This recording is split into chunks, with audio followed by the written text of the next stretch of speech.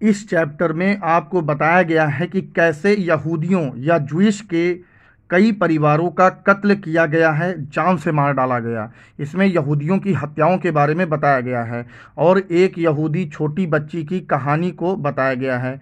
10th class के English के सारे चैप्टर्स की कहानी आपको फ्री में इस यूट्यूब चैनल सब्जेक्ट मैटर पर मिलेंगे। कक्षा 10 के लगभग 12 कहानी है, कक्षा 10 में लगभग 12 कहानी है और 7 कविता हैं। 12 कहानी सुनने के बाद बच्चे आपस में ही क्वेश्चन आंसर हिंदी में पूछें और चेक करें कि कौन से बच्चे को क्वेश्चन सही आ रहा है और कौन से बच्चे को क्वेश्चन नहीं आ रहा है। किसी भी चैनल को सब्सक्राइब करने पर उस चैनल का वीडियो आपके स्क्रीन पर बार बार अपने आप ही दिखाता रहता है, जिसकी आपको ज़रूरत होती है। आपको सर्च नहीं करना पड़ता। सब्सक्राइब करने पर उस चैनल के जो वीडियोस होते हैं आपके स्क्रीन पर अपने आप ही बार बार फ्लैश होता है, आपको सर्च करने की ज़रूरत नहीं पड़ती है। This lesson is an excerpt from Diary of a Young Girl. This lesson is an excerpt. This lesson is an excerpt from Diary of a Young Girl or the Diary of a Annie Frank. यह lesson diary of a young girl या diary of the Anne Frank का अंश है। Anne Frank नाम की एक छोटी बच्ची थी, एक लड़की थी जिसने अपनी एक डायरी लिखी और वह डायरी बाद में किताब के रूप में पब्लिश हुई और उसी डायरी का कुछ अंश इसमें दिया गया है, इसीलिए लिखा है this lesson is an excerpt. Excerpt का मतलब होता है अंश। This lesson is an excerpt from diary of a young girl और the diary of a Anne Frank. It is an autobiography that was first published in 1947. It is the autobiography that was first published in 1947. यह एक autobiography है, आत्मकथा है जो 1947 में published हुई। In this, Annie expresses her thoughts in a diary which was gifted to her on her 13th birthday. In this Anne expresses her thoughts, इसमें Anne अपने थॉट्स को एक्सप्रेस करती है। In this Anne expresses her thoughts, इसमें Anne अपने thoughts को express करती है इन अ डायरी में which was gifted to her on her 13th birthday, जो उसे उसके 13वें बर्थडे पर गिफ्ट की गई थी। She names the diary Kitty which she considered as her only true friend. She names the diary Kitty. वो अपनी डायरी का नाम किटी रखती है। She names the diary Kitty which she considered as her only true friend. वह अपने diary का नाम किटी रखती है और उस डायरी को वह अपने एक सच्चे मित्र की तरह मानती है। इसमें लिखा हुआ है she names the diary Kitty, वो अपनी डायरी का नाम किटी रखती है, which she considered as her only true friend, जिसे वह अपने एक सच्चे मित्र की तरह मानती है। She mentions about the childhood, her family and a lot of other things that she told no one else. She mentions about her family.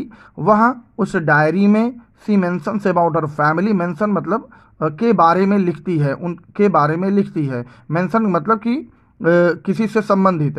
C mentions about her childhood, she mentions about her childhood, she mentions about her childhood, वह अपने childhood बचपने की बातें लिखती है। हर family, अपने family की बातें लिखती है। And a lot of other things, और बहुत सारी दूसरी चीज़ों के बारे में लिखती है। That she told no one else, that she told no one else, इन सभी के बारे में वो ऐसी चीज़ें लिखती है जिसको वो किसी से नहीं कहती है। That she told no one else मतलब किसी से नहीं कहती है। सी टोल्ड कहती है, नो वन एल्स किसी से भी नहीं। That she told no one else, जिसके बारे में वह किसी से भी नहीं कहती है। अब अबाउट द लेसन, अब इसमें अबाउट द लेसन में देखते हैं क्या लिखा हुआ है। In this lesson Anne talks about being lonely, in this lesson Anne talks about being lonely and having no one to talk to. इसमें जो एनी जो बच्ची है या जो लड़की है, in this lesson Anne talks about being lonely, इस लेसन में एनी जो है अकेली रहती है, वह अपने अकेलेपन के बारे में बात करती है। In this lesson Anne talks about being lonely and having no one to talk, और उसके पास कोई बात करने के लिए नहीं होता। तो यह इन सब चीज़ों के बारे में इस लेसन में बताया गया है। Despite of being surrounded, despite of being surrounded, despite of being surrounded, despite being surrounded by family and around 30 people whom she called her friends, मतलब कि in this lesson Anne talks about being lonely and having no one to talk. इस lesson में Anne अपने अकेलेपन की बात करती है जहां पर उसके साथ कोई बात करने वाला नहीं है। इसके बावजूद, किस चीज़ के बावजूद, बीइंग सराउंडेड बाय फैमिली, अपने फैमिली के द्वारा वो घिरी रहती थी, जिसमें अराउंड 30 पीपल, जिसमें लगभग 30 पीपल हैं, 30 आदमी औरत मिला के 30 लोग हैं। Whom she called her friends, जिसको वह अपनी दोस्त कहती है। Thus she takes the decision of writing her feelings in a diary. अब चूंकि फैमिली में इतने लोग भरे हुए हैं फिर भी वो अपने आप को अकेली समझती है, उसका कोई सच्चा मित्र नहीं है, उसका कोई सच्चा मित्र नहीं है। इस कारण से 10 सी टेक्स द डिसीजन, इस कारण से वह डिसीजन लेती है of writing her feelings in a diary, अपनी फीलिंग्स को डायरी में लिखने के लिए। इस कारण से वह डिसीजन लेती है अपनी फीलिंग्स को डायरी में लिखने के लिए। In this lesson Anne talks about being lonely and having no one to talk. इस लेसन में एनी अपने अकेलेपन के बारे में बात करती है, उसके पास कोई बात करने के लिए नहीं होता है। Despite being surrounded by family, अपने फैमिली के द्वारा घिरे होने के बावजूद, डिस्पाइट का मतलब बावजूद, despite being surrounded by family and around 30 people, लगभग 30 लोग उसके फैमिली में हैं। Whom she called her friends, जिनको वो अपना दोस्त कहती है। Thus she takes the decision, Thus she takes the decision of writing her feelings in a diary. Thus she takes the decision of writing her feelings in a diary. इस कारण, thus इस प्रकार, she takes the decision, वह निर्णय लेती है, of writing her feelings in a diary, अपनी diary में अपने अनुभवों को, अपनी फीलिंग्स को लिखने के लिए। Anneliese Mary Frank, Anneliese Mary Frank, 12 जून 1929, फरवरी मार्च 1945। कुल मिलाकर इसमें एनी फ्रैंक के बारे में बोल रहा है, तो यहाँ पर हमने लिख दिया है Anne Frank was a German born Jewish. Anne Frank was a German born Jewish. Anne Frank was a German born Jewish. Anne Frank was a German born Jewish. Anne Frank German की पैदाइश है, Jewish जो कि यहूदी है, Jewish girl जो कि यहूदी है। Anne Frank was a German born Jewish. Anne Frank was a German born Jewish girl who wrote while in hiding with her family, जो लिखती है while in hiding with her family, जब वो अपने फैमिली के साथ छुप रही थी। While in hiding with her family and 4 friends in Amsterdam during the German occupation of the Netherlands in world war second. Anne Frank was a German born Jewish girl. Anne Frank was a German born Jewish girl. Anne Frank was a German born Jewish girl. Anne Frank German की पैदाइश है इस लड़की की, born Jewish girl, German born Jewish girl यहूदी लड़की है। Who wrote while in hiding with her family, जब वह लिखती है कब, जब वह अपनी फैमिली के साथ छुप रही थी। एंड 4 फ्रेंड्स, और उनके साथ 7 साथी भी थे। इन एम्स्टर्डम में during the German occupation of the Netherlands in world war second. किस समय में, ड्यूरिंग मतलब किस समय में, during the German occupation, German occupation के समय में, जब जर्मन जगहों को ऑक्यूपाई कर रहा था। ऑक्यूपेशन का मतलब 2 मतलब होता है। एक तो ऑक्यूपेशन मतलब कि आप क्या कार्य करते हैं, what is your occupation. Occupation का मतलब है कि आप क्या कार्य करते हैं। और एक ऑक्यूपेशन होता है जगह को ग्रहण करना। जैसे कोई व्यक्ति किसी दूसरे की जगह ऑक्यूपाई कर ले, अगर कोई 10 सीट है उसमें से 9 सीट पर सिलेक्शन होना है और 9 सीट पूरी की पूरी ग्रहण कर ली जाए, तो हम कहेंगे कि 9 सीट पूरी की पूरी ऑक्यूपाई कर ली गई है। और एक सीट, 10 सीट में से 9 सीट ऑक्यूपाई कर ली गई है और एक सीट ऑक्यूपाई नहीं हुई है। तो ऑक्यूपाई का मतलब ग्रहण करना भी होता है। तो during the German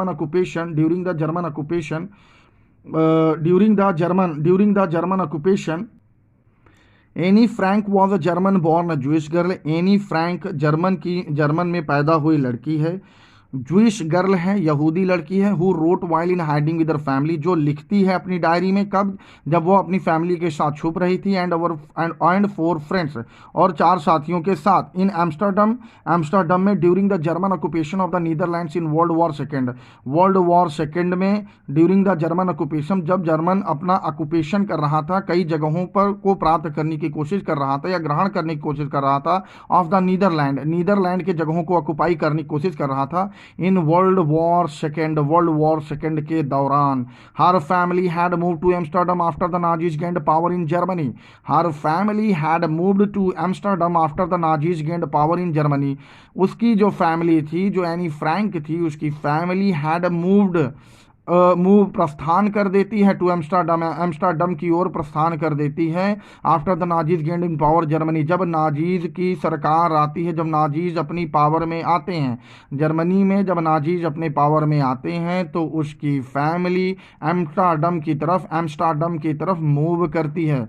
but were trapped when the Nazi occupation extended into the Netherlands, लेकिन बहुत ही जल्दी पकड़ लिए जाते हैं when the Nazi occupation extended into the Netherland, बहुत ही व्हेन बट वर ट्रैप्ड, लेकिन बहुत जल्दी पकड़ लिए जाते हैं when the Nazi occupation extended into the Netherland, जब नाजियों का जो ग्रहण करने की, जो कब्जा करने की फैलाव है, जब वो बढ़ता है, एक्सटेंड करता है इनटू द नीदरलैंड, नीदरलैंड में। As persecution against the Jewish population increased, persecutions का मतलब अत्याचार, as persecutions against the Jewish population increased, जैसे जैसे यहूदियों के प्रति, जूइश के खिलाफ परसिक्यूशन अत्याचार बढ़ता जाता है। As persecutions against the Jewish population increased, जैसे जैसे यहूदी की जो भीड़ है, यहूदियों के जो लोग हैं उन पर अत्याचार बढ़ता जाता है। The family went into hiding in July 1942. The family went into hiding in July 1942 in hidden rooms in her father Otto Frank's office building. The family went into hiding in the 1942 in hidden rooms.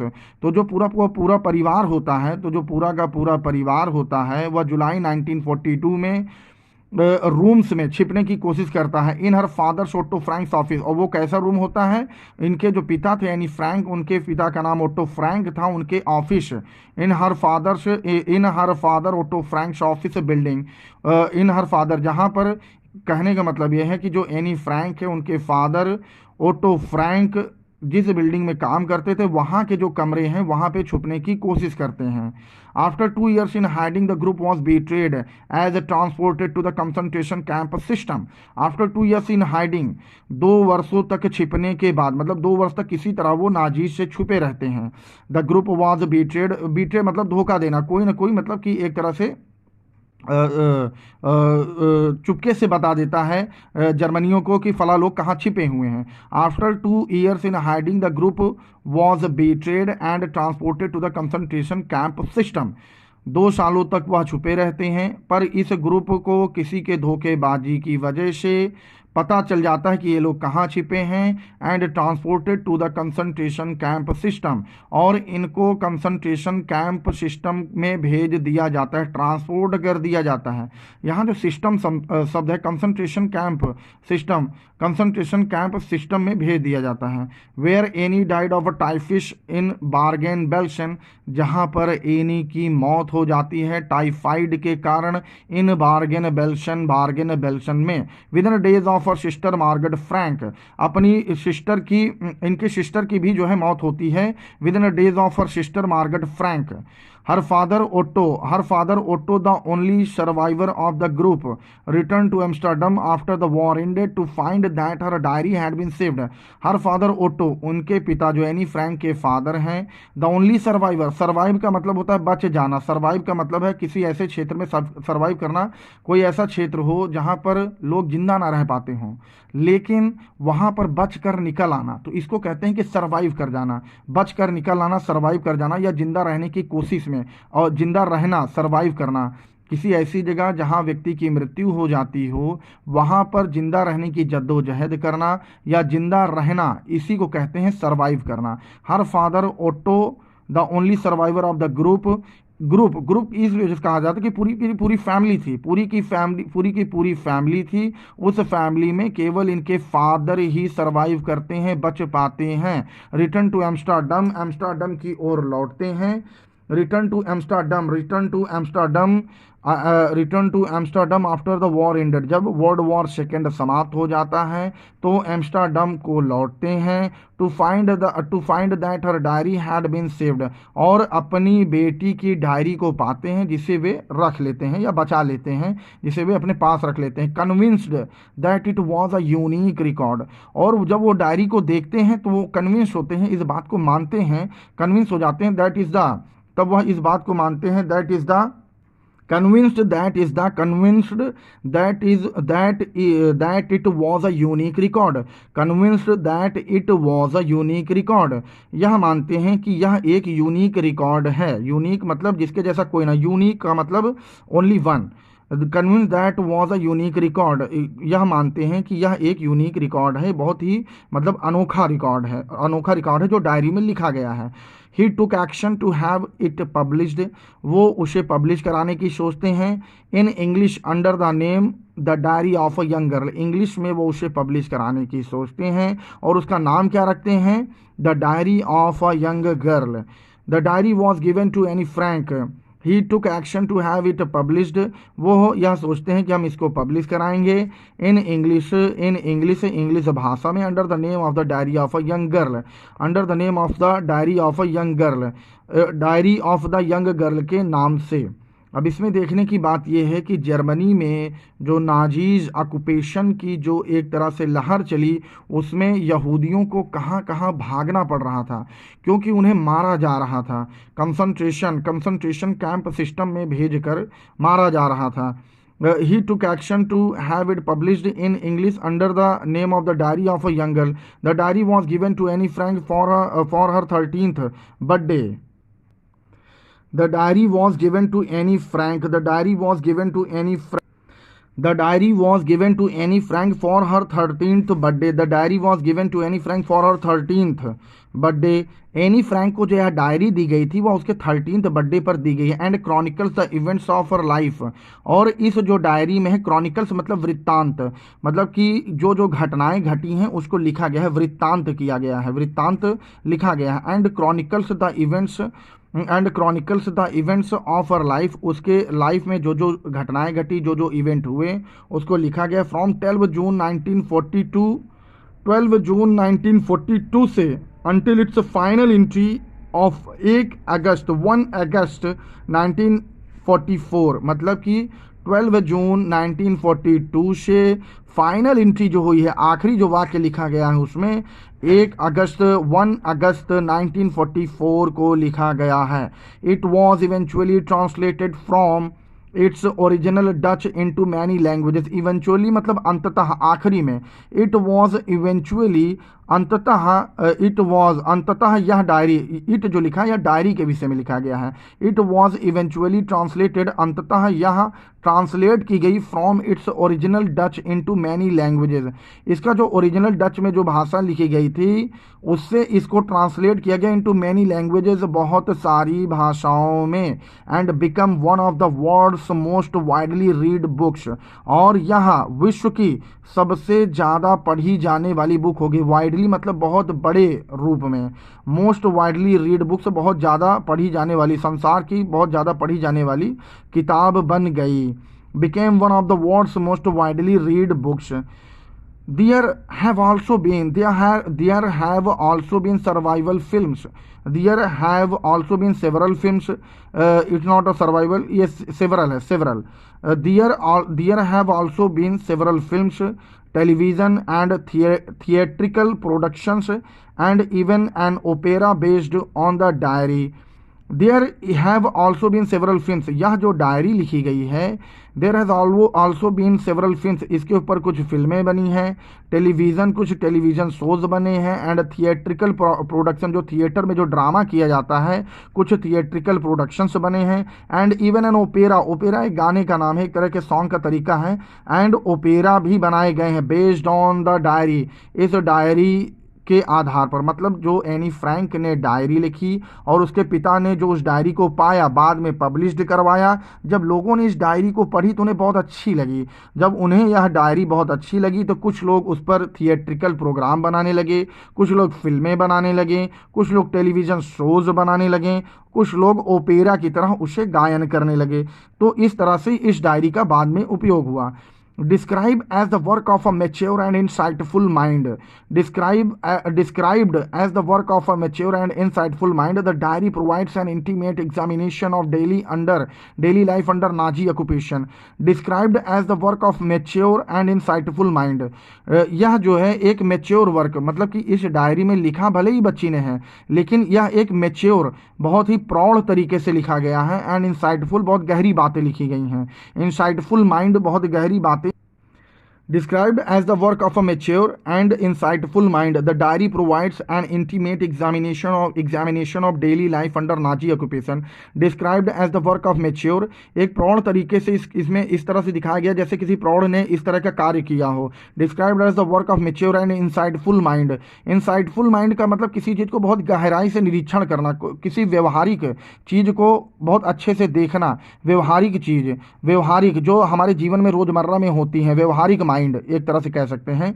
Described as the work of mature and insightful mind, the diary provides an intimate examination of a daily life under Nazi occupation. The diary provides an intimate मतलब घनिष्ठ, घनिष्ठ बहुत ही अंदर की बातें। The diary provides an intimate examination, यह जो डायरी है, यह जो व्यवहारिक चीज़ यानी फ्रैंक के ज़िंदगी में हो रही थी उसको बहुत गहराई से, बहुत इंटीमेसी से उसका एग्जामिनेशन कर रही थी और उसको वो डायरी में लिख रही थी। ऑफ डेली लाइफ, जो डेली लाइफ में उसके घट रहा था अंडर नाजीज ऑक्यूपेशन, नाजियों के जो क्षेत्र ग्रहण चल रहा था, नाजीज ऑक्यूपेशन के समय में छोटी बच्ची बहुत ही मैच्योर तरीके से, इंसाइटफुल माइंड से एंड इंटीमेट एग्जामिनेशन जो उसके डेली लाइफ में चल रहा था वह उसको लिख रही थी जब नाजियों का ऑक्यूपेशन चल रहा था, जब नाजियों का क्षेत्र ग्रहण चल रहा था।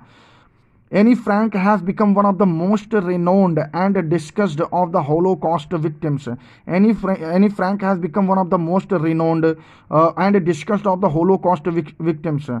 होलोकॉस्ट मतलब एक तरीका था लोगों को। अब इसमें देखते हैं होलोकॉस्ट है क्या। What is the meaning of Holocaust? A thorough destruction involving extensive loss of life specially through fire. A thorough destruction, पूरी तरह से सर्वनाश करना, involving extensive loss of life, जिसमें बहुत बड़े पैमाने पर, एक्सटेंसिव का मतलब बहुत बड़े पैमाने पर लॉस ऑफ लाइफ, जीवन की हानि हो, स्पेशली थ्रू फायर, आग के द्वारा। The mass slaughter of European civilians, अब एक उदाहरण दिया हुआ है। अब ये होलोकॉस्ट जिसमें शब्द दिया हुआ है इसका मीनिंग ये है, और थॉरो डिस्ट्रक्शन, पूरी तरह से सर्वनाश करना, involving extensive loss of life, जिसमें बहुत ज़्यादा लाइफ का नुकसान हो, बहुत ज़्यादा जीवन की हानि हो, स्पेशली थ्रू फायर, आग के द्वारा लोगों की जिंदगियों को ख़त्म करना। अब इसमें दूसरा उदाहरण दिया हुआ, the mass slaughter of European civilians and specially Jewish by the Nazis during world war second.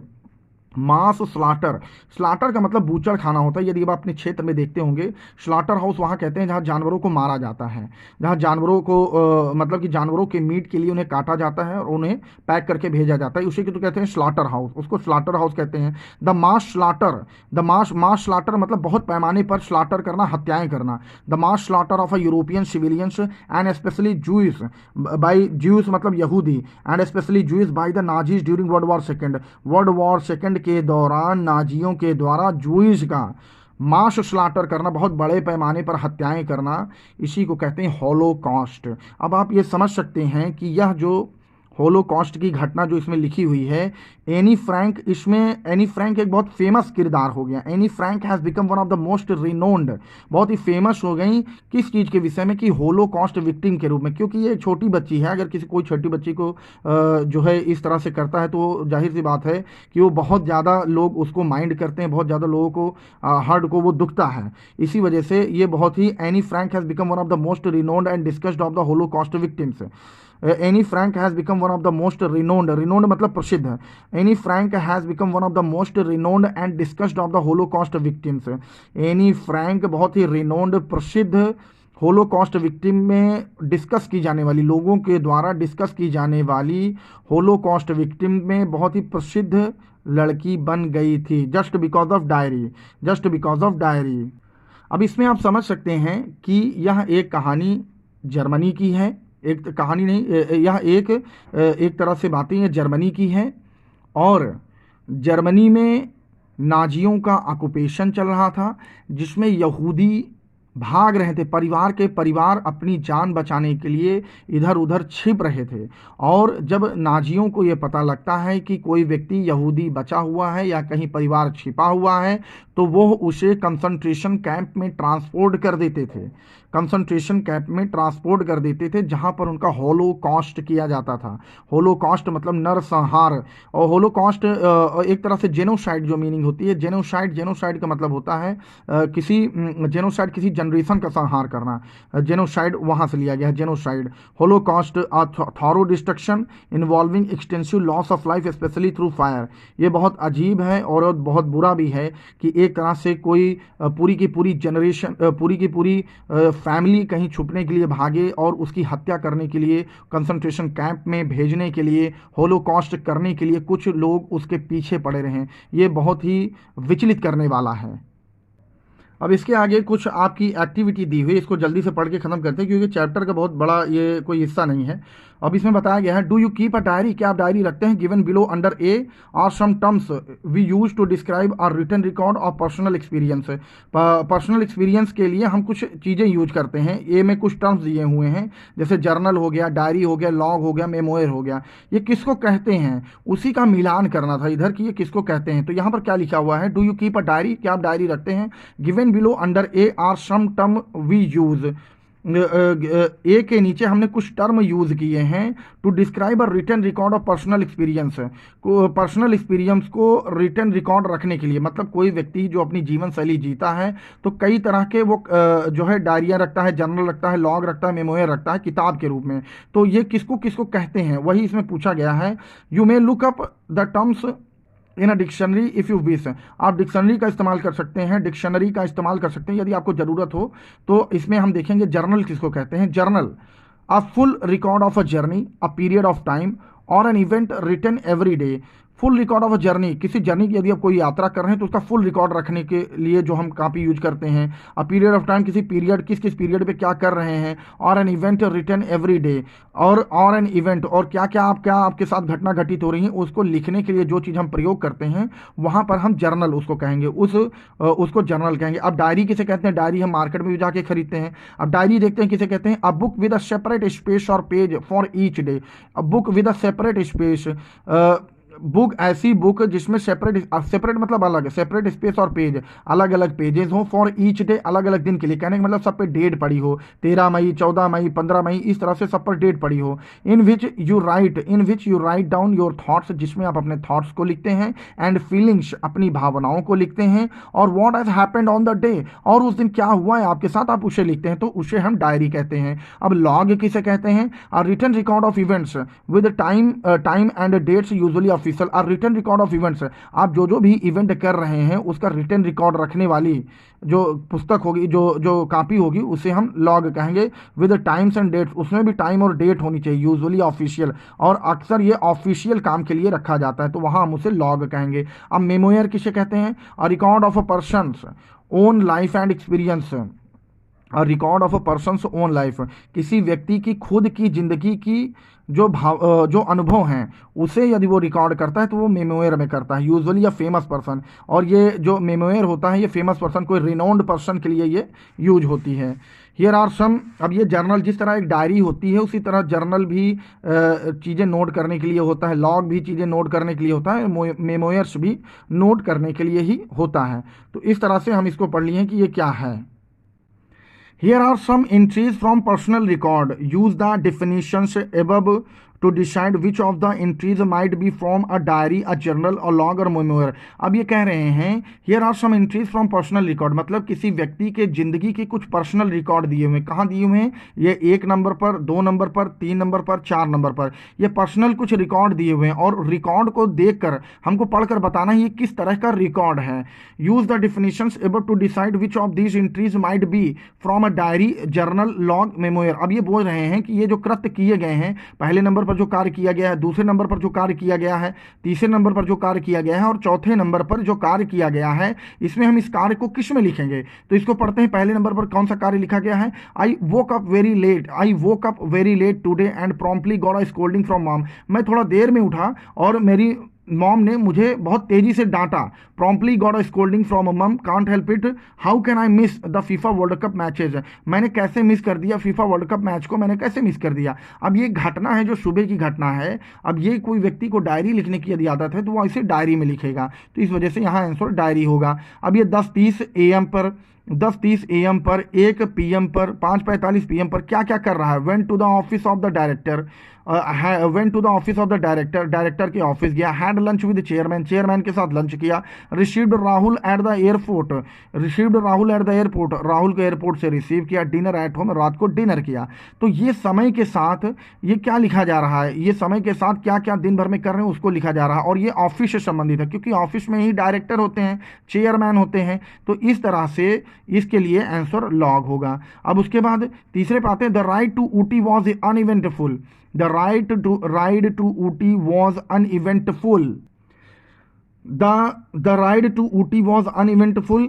Ooty में राइड करना, यात्रा करना, अनइवेंटफुल बहुत ऊंचा नीचा था। ऊंचा, अनइवेंटफुल का मतलब ऊंचा नीचा। We rested for a while every 50 kilometres, हम हर 50 किलोमीटर पर आराम करते थे। और so and use the time to capture the magnificent, magnificent मतलब शानदार, एंड यूज द टाइम, और जब हम रुकते थे हर 50 किलोमीटर पर रुकते थे, और जब हम रुकते थे use the time capture, use the time to capture the magnificent landscape with my handy cam. तो हम जो लैंडस्केप मतलब कोई ज़मीन का एक प्रकार होता है। जैसे हम कोई सीनिक जगह पर या कोई बहुत अच्छी जगह पर घूमने जाएं जहाँ पर बहुत अच्छे नज़ारे हों, तो ऐसी जगह पर जब बस रुकती थी तो ये लोग क्या करते थे, कैप्चर द मैग्निफिशेंट लैंडस्केप, शानदार जो बनावटी ज़मीन का जो बनावट होता था दूर दूर तक, वे उसको कैप्चर करते थे with my handy cam. Handy cam एक तरह से कैमरा होगा या कुछ कैमरा होगा जिसको वो कैप्चर करते होंगे। From Ooty we went on to Bangalore, Ooty से हम बैंगलोर को गए।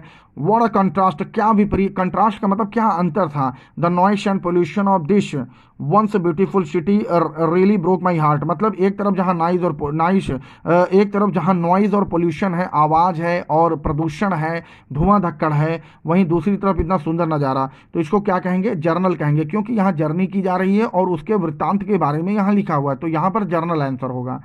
अब मेमोयर किसे कहते हैं, this is how Raj Kapoor found me all wet and raised outside RK studio, this is how Raj Kapoor found me, यह कैसे हुआ, Raj Kapoor found me, Raj Kapoor found me, ये फिल्म से संबंधित है, राज कपूर फिल्म से संबंधित एक बहुत बड़े डायरेक्टर होंगे या फिर जो है एक्टर होंगे। This is how Raj Kapoor एक तरह से actor, this is how Raj Kapoor found me all wet and raise outside RK studio, मतलब इसमें जो लेखक है वो क्या कह रहा है कि मुझे राज कपूर ने पाया RK studio. This is how Raj Kapoor found me all wet and raised, RK studio के बाहर मैं पूरी तरह से वेट मतलब गीला था, रेज्ड मतलब फटे पुराने हाल में था। He was then looking for just someone like this for a small role in Mera Naam joker, मतलब कि इस तरह के दिखावटी वाले व्यक्ति के लिए मेरा नाम जोकर में एक रोल था। एंड ही कास्ट मी, और उन्होंने मुझे उस फिल्म में लाया। Spot, and he cast me on the spot, मुझे स्पॉट मतलब लाइमलाइट में लाया, स्पॉट मतलब कि लोगों में फेमस किया। द रेस्ट एज दे से इज हिस्ट्री, और इसके बाद एक तरह से हिस्ट्री बन गई। तो वहाँ पर जो है क्या यूज होगा जब कोई रिनोन्ड पर्सन, यहाँ पर क्या लिखा था, a written record of events with times and dates, ये memoir a record of a person own life and experience usually as a famous person, किसी फेमस पर्सन के बारे में जब कोई चीज़ लिखी जाती है तो वहाँ मेमोयर शब्द का यूज होता है। अब यहाँ से एक तरह चैप्टर चालू है, writing in a diary. Writing in a diary is really strange experience for someone like me, diary में लिखना एक स्ट्रेंज एक्सपीरियंस है, एक अजीब अनुभव होगा फॉर समवन लाइक मी, किसी के लिए जैसे कि मुझे हो रहा है। Writing is a diary is really strange experience for someone like me, जैसे मुझे डायरी लिखना बड़ा अजीब लग रहा है, वास्तविकता में बड़ा अजीब, जैसे मुझे डायरी लिखना वास्तविकता में बड़ा अजीब लिख रहा है, वैसे ही किसी दूसरे को डायरी लिखना भी अजीब लग सकता है। Writing in a diary is really strange experience for someone like me, बहुत जिस तरह से writing in a diary is really strange experience for someone like me, जिस तरह से डायरी को लिखना मेरे लिए बहुत ही विचित्र अनुभव है, उसी तरह दूसरे के लिए भी हो सकता है। Not only because I have never written anything before, but also because it seems to me that later on not only because I have never written anything before, यह केवल इसलिए नहीं है कि मैंने पहले कभी कुछ नहीं लिखा है। नॉट ओनली बिकॉज, यह केवल इसलिए नहीं है, I have never written anything before, कि मैंने पहले कुछ नहीं लिखा है। But also because it seems, बल्कि ये इसलिए है क्योंकि it seems to me that later on, क्योंकि मुझे ऐसा लगता है कि बाद में, नीदर आई, ना तो मैं, नॉर एनी वन एल्स, ना तो कोई दूसरा, will be interested in the musings of a 13-year-old school girl. कहने का मतलब है विल बी इंटरेस्टेड, कोई रुचि दिखाएगा in the musings of 13-year-old school girl, कि 13-year-old स्कूल गर्ल ने क्या क्या लिखा। म्यूज, ये म्यूज जो है, म्यूज का मतलब होता है गहन अध्ययन करना या सोचना। Cogitate, muse, contemplate, ween, ponder, ruminate, इसके एक तरह से सिनोनिम्स हैं। कॉगिटेट का मतलब ये होता है बहुत किसी चीज़ को गहराई से सोचना। Cogitate, muse, contemplate, ween, ponder, ruminate, ये सब के माने जो होता है किसी चीज़ को गहराई से सोचना। तो इसमें क्या लिखा हुआ है, writing in a diary is a really strange experience for someone like me. Diary को लिखना किसी को वास्तविकता में बहुत विचित्र लग सकता है, जैसे कि मुझे लग रहा है। Not only because I have never written anything before, यह इसलिए नहीं क्योंकि मैंने पहले कभी, यह केवल इसलिए नहीं है कि मैंने पहले कभी कोई चीज़ लिखा नहीं है। But also because it seems to me that later on, लेकिन यह इस वजह से है क्योंकि मुझे ऐसा लगता है, इट सीम्स टू मी, मुझे ऐसा लगता है, दैट लेटर ऑन, की बाद में, neither I nor anyone else, ना तो मैं ना तो कोई दूसरा, will be interested in the musings of 13-year-old school girl, ना तो मैं ना तो कोई दूसरा इंटरेस्ट लेगा या फिर रुचि रखेगा एक 13 साल की बच्ची के द्वारा लिखी हुई बातों को, गहराई से लिखी हुई बातों को कोई क्यों देखेगा। ना तो मैं देखना चाहूँगी और ना ही कोई दूसरा देखना चाहेगा। इसी वजह से ना तो मैं पढ़ना चाहूँगी ना तो कोई दूसरा पढ़ना चाहेगा। इसी वजह से मैं इंटरेस्टेड नहीं हूँ, इसी वजह से मैं इंटरेस्टेड नहीं हूँ। अब इसमें क्या लिखा है, ओ वेल इट डजेंट मैटर, फिर भी, या कोई, ओ वेल इट डजेंट मैटर, फिर भी इससे कोई फ़र्क नहीं पड़ता। आई फील लाइक राइटिंग, मुझे ऐसा अनुभव होता है कि मुझे लिखना चाहिए। And I have an even greater need, और मुझे इसकी बहुत ज़रूरत है। And I have an even greater need, और मुझे इसकी बहुत ज़्यादा ज़रूरत है। To get all kinds of thing off my chest, अपने अंदर की, अपने हृदय की सारी बातों को, अपने सीने की सारी बातों को बाहर निकालने के लिए। I feel like writing and have an even greater need to get all kinds of things off my chest. I feel like writing. Oh well, it doesn't matter. Oh well, it doesn't matter. Oh well, it doesn't matter. इससे कोई फर्क नहीं पड़ता। I feel like writing. And I have an even greater need to get all kinds of things off my chest. I feel like writing, मुझे लिखना पसंद है। I have an even greater need, और मुझे इसकी बहुत ज़रूरत भी है। to get all kinds of things off my chest, अपने सीने से या अपने हृदय से सभी, all kinds of things, सभी चीज़ों को बाहर निकालने की मुझे इसकी ज़रूरत भी है। Paper has more patience than people. I thought of this saying on one of those days. Paper has more patience than people. Paper जो होता है उसमें लोगों से ज़्यादा धैर्य होता है, पेशेंस होता है। आई thought of this saying on one of those days, मैं इस तरह की कहावतों को पहले सोचा करती थी। आई thought of this saying on one of those days, उन दिनों में सोचा करती थी। आई thought of this saying one of those days, मैं उन दिनों में इस तरह के थॉट को सोचा करती थी। When I was feeling a little depressed, जब मैं थोड़ी सी डिप्रेस्ड थी, डिप्रेस्ड का मतलब तनाव में रहती थी। And was sitting at home with my chin in my hands, और अपने घर पर बैठी रहती थी अपनी ठुड्डी को अपने हाथ में लेकर, एंड वो सिटिंग एट होम, और मैं घर पे बैठी रहती थी विद माई चिन, अपने ठुड्डी पर हाथ, मतलब चेहरे के नीचे के भाग जो चिन है उस पर हाथ रखकर मैं उदास बैठी रहती थी। बोर्ड एंड लिस्टलेस, बोर्ड मतलब कि बोर हुआ करती थी, बोर्ड एंड लिस्टलेस मतलब बोर हुआ करती थी। एंड लिस्टलेस इच्छा रहित, मतलब किसी तरह की इच्छा नहीं रहती थी, इस तरह से। Paper has more patience than people, paper में ज़्यादा धैर्य होता है लोगों के तुलना में। I thought of this saying one of those days, मैं इस तरह की बातें सोचती थी उन दिनों में। When I was feeling a little depressed, जब मैं थोड़ा उदास रहती थी। And was sitting at home with my chin in my hands, और बैठी रहती थी घर पर अपनी अपनी चिन को अपने हाथ में पकड़कर, अपनी ठुड्डी को अपने हाथ में पकड़कर, बोर्ड एंड लिस्टलेस, बोर हुआ करती थी और इच्छा रहित रहती थी, मेरे मन में किसी तरह की इच्छा नहीं होती थी। Wondering whether to stay in or go out, wondering यह सोचा करती थी, वेदर टू स्टे इन या तो मैं घर में रहूं, और गो आउट या तो मैं बाहर चली जाऊं।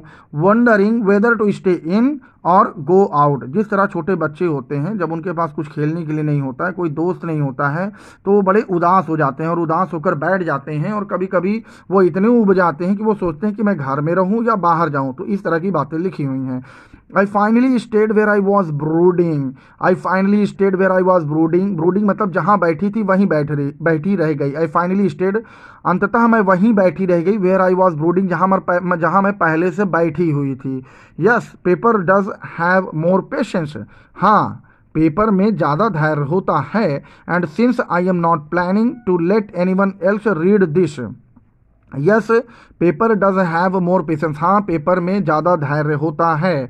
And since I am not planning to let anyone else read this stiff backed notebook grandly referred as a diary, and since I am not planning, और तभी से मैं यह नहीं सोच रही हूँ to let anyone else read this stiff backed notebook grandly referred as a diary, तभी से मैं यह सोच रही हूँ कि read this stiff backed notebook, ये जो स्टिफ बैग्ड नोटबुक है मतलब वो डायरी के विषय में कह रही है। डायरी में जो दोनों तरफ जिल्द होती है उसके विषय में कह रही है, जो कि स्टिफ बैग्ड, स्टिफ मतलब टाइट है, थोड़ा कड़ा है।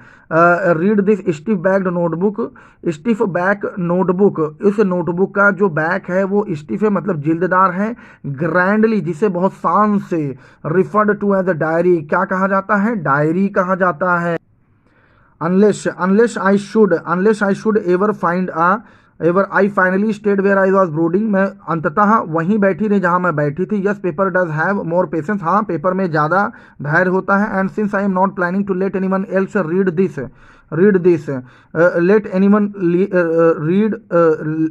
anyone else read this unless I should ever find, मैं यह चाहती हूँ कि तब तक कोई इसे ना पढ़े जब तक कि मुझे कोई सच्चा मित्र नहीं मिल जाता। इसको अगर यहाँ से जोड़ देंगे तो आप सही से पढ़ पाएंगे इसको। I finally stayed where I was brooding, मैं अंततः वहीं बैठी थी जहाँ मैं बैठी थी। Yes paper does have more patience, हाँ पेपर में ज़्यादा पेशेंस होता है।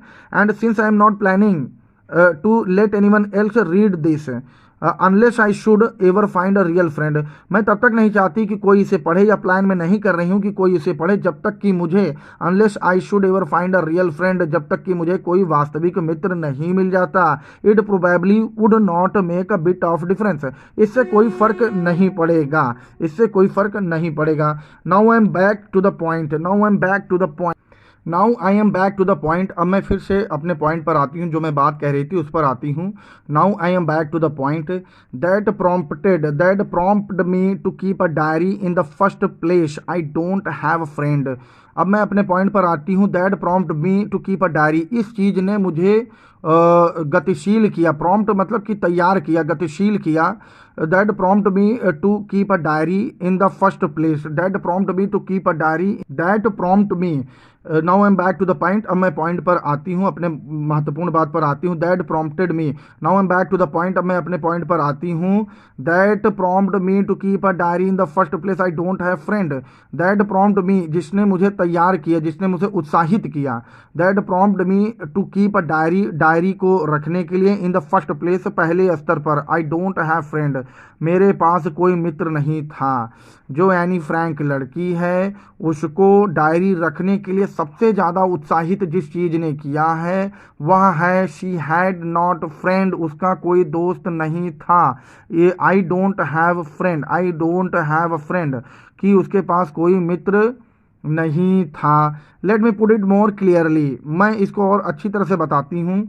Since no one will believe that, कि कोई विश्वास नहीं करेगा इस बात पर। A 13-year-old girl is completely alone in the world, कि 13 साल की एक बच्ची पूरी तरह से इस दुनिया में अकेली है। एंड आई एम नॉट, और वास्तव में ऐसा है भी नहीं। आई हैव लविंग पेरेंट्स, मेरे पास बहुत ज़्यादा मेरा ध्यान रखने वाले पेरेंट्स हैं, लविंग पेरेंट्स हैं। एंड अ 16-year-old सिस्टर, और 16 ईयर 16 साल की एक ओल्ड सिस्टर बड़ी सिस्टर है। And there are about 30 people I can call friends, और यहाँ पर लगभग and there are about 30 people, और यहाँ पर लगभग 30 लोग हैं। And there are about 30 people I can call friends, यहाँ पर लगभग 30 लोग हैं जिनको मैं अपनी दोस्त कह सकती हूँ। I have a finally loving aunts and good home, और अंततः मैं I have a family loving aunts, और मेरी ऐसा परिवार है जहाँ पर लविंग आंट्स भी हैं एंड अ गुड होम, एक अच्छा घर भी है। No one know on the surface it seem to have everything except my one true friend.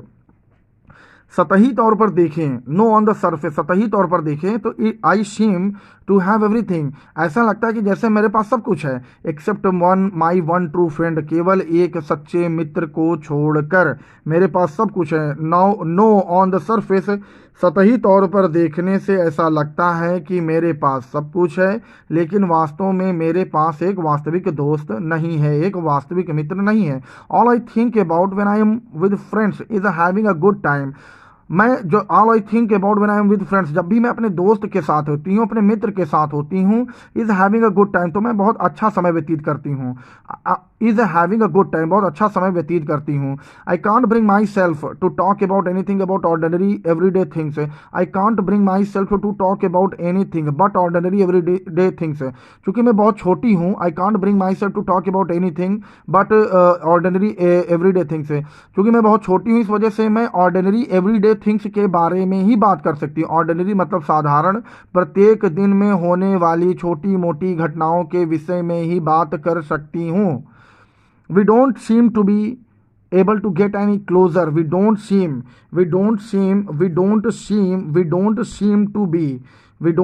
to be able to get any closer, and that's the problem, ऐसा प्रतीत नहीं होता, ऐसा we don't seem to be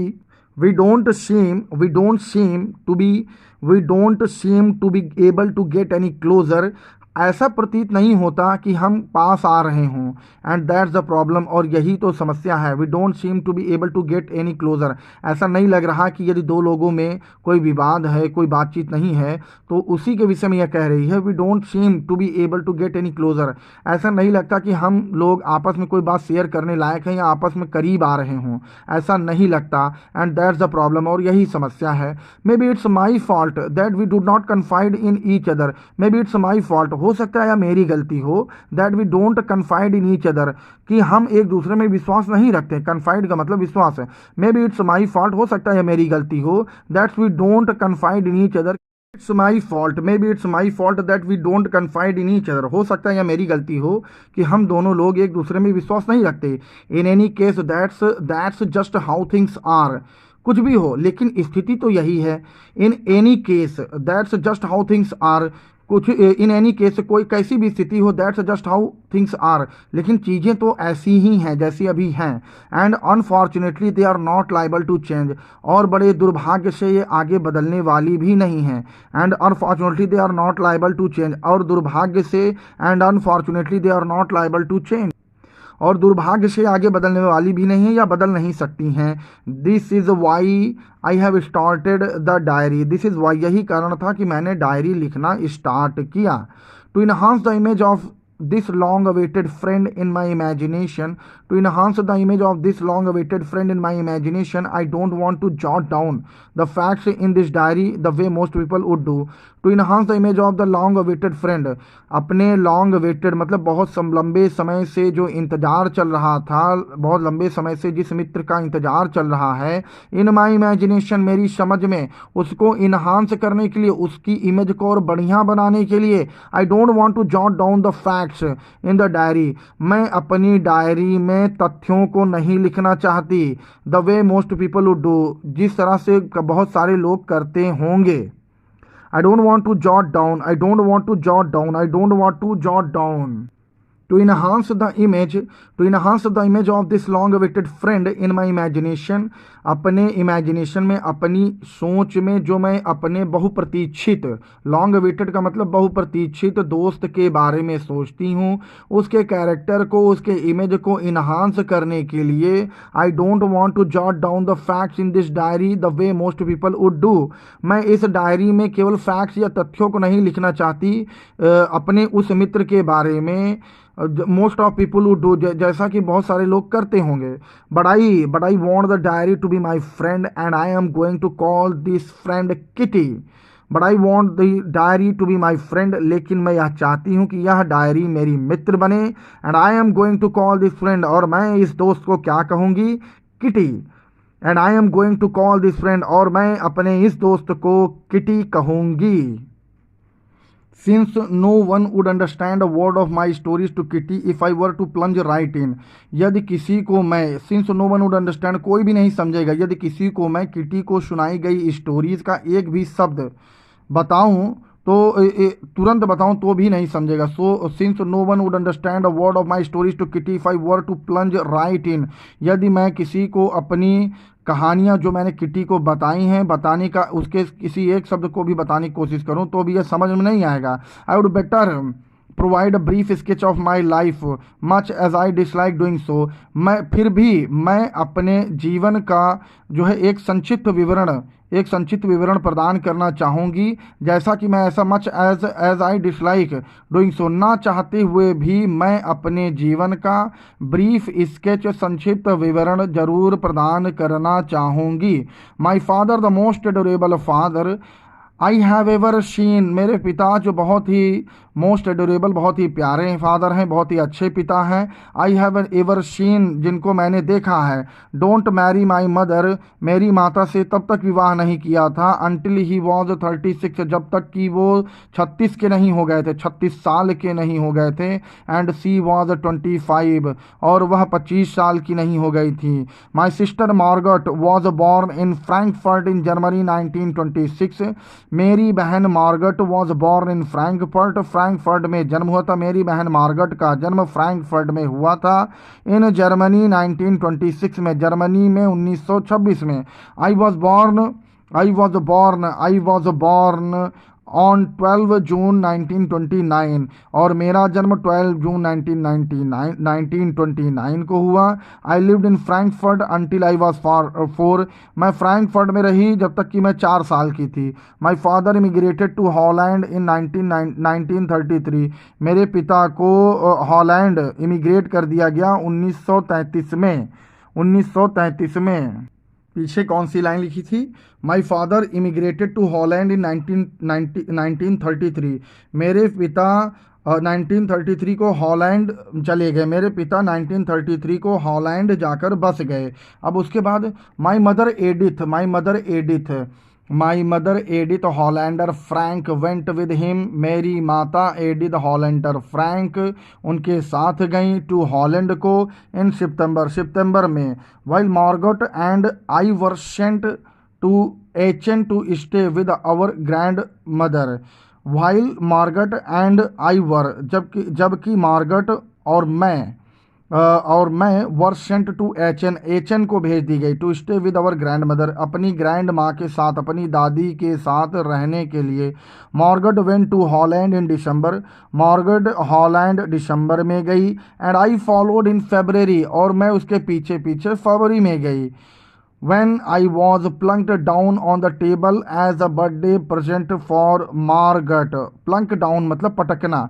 When I was plunked down, जब मैं पटक दी गई, on the table of as a birthday present for Margot, जब मैं टेबल पर पटक दी गई मार्गेट के बर्थडे प्रेजेंट के लिए।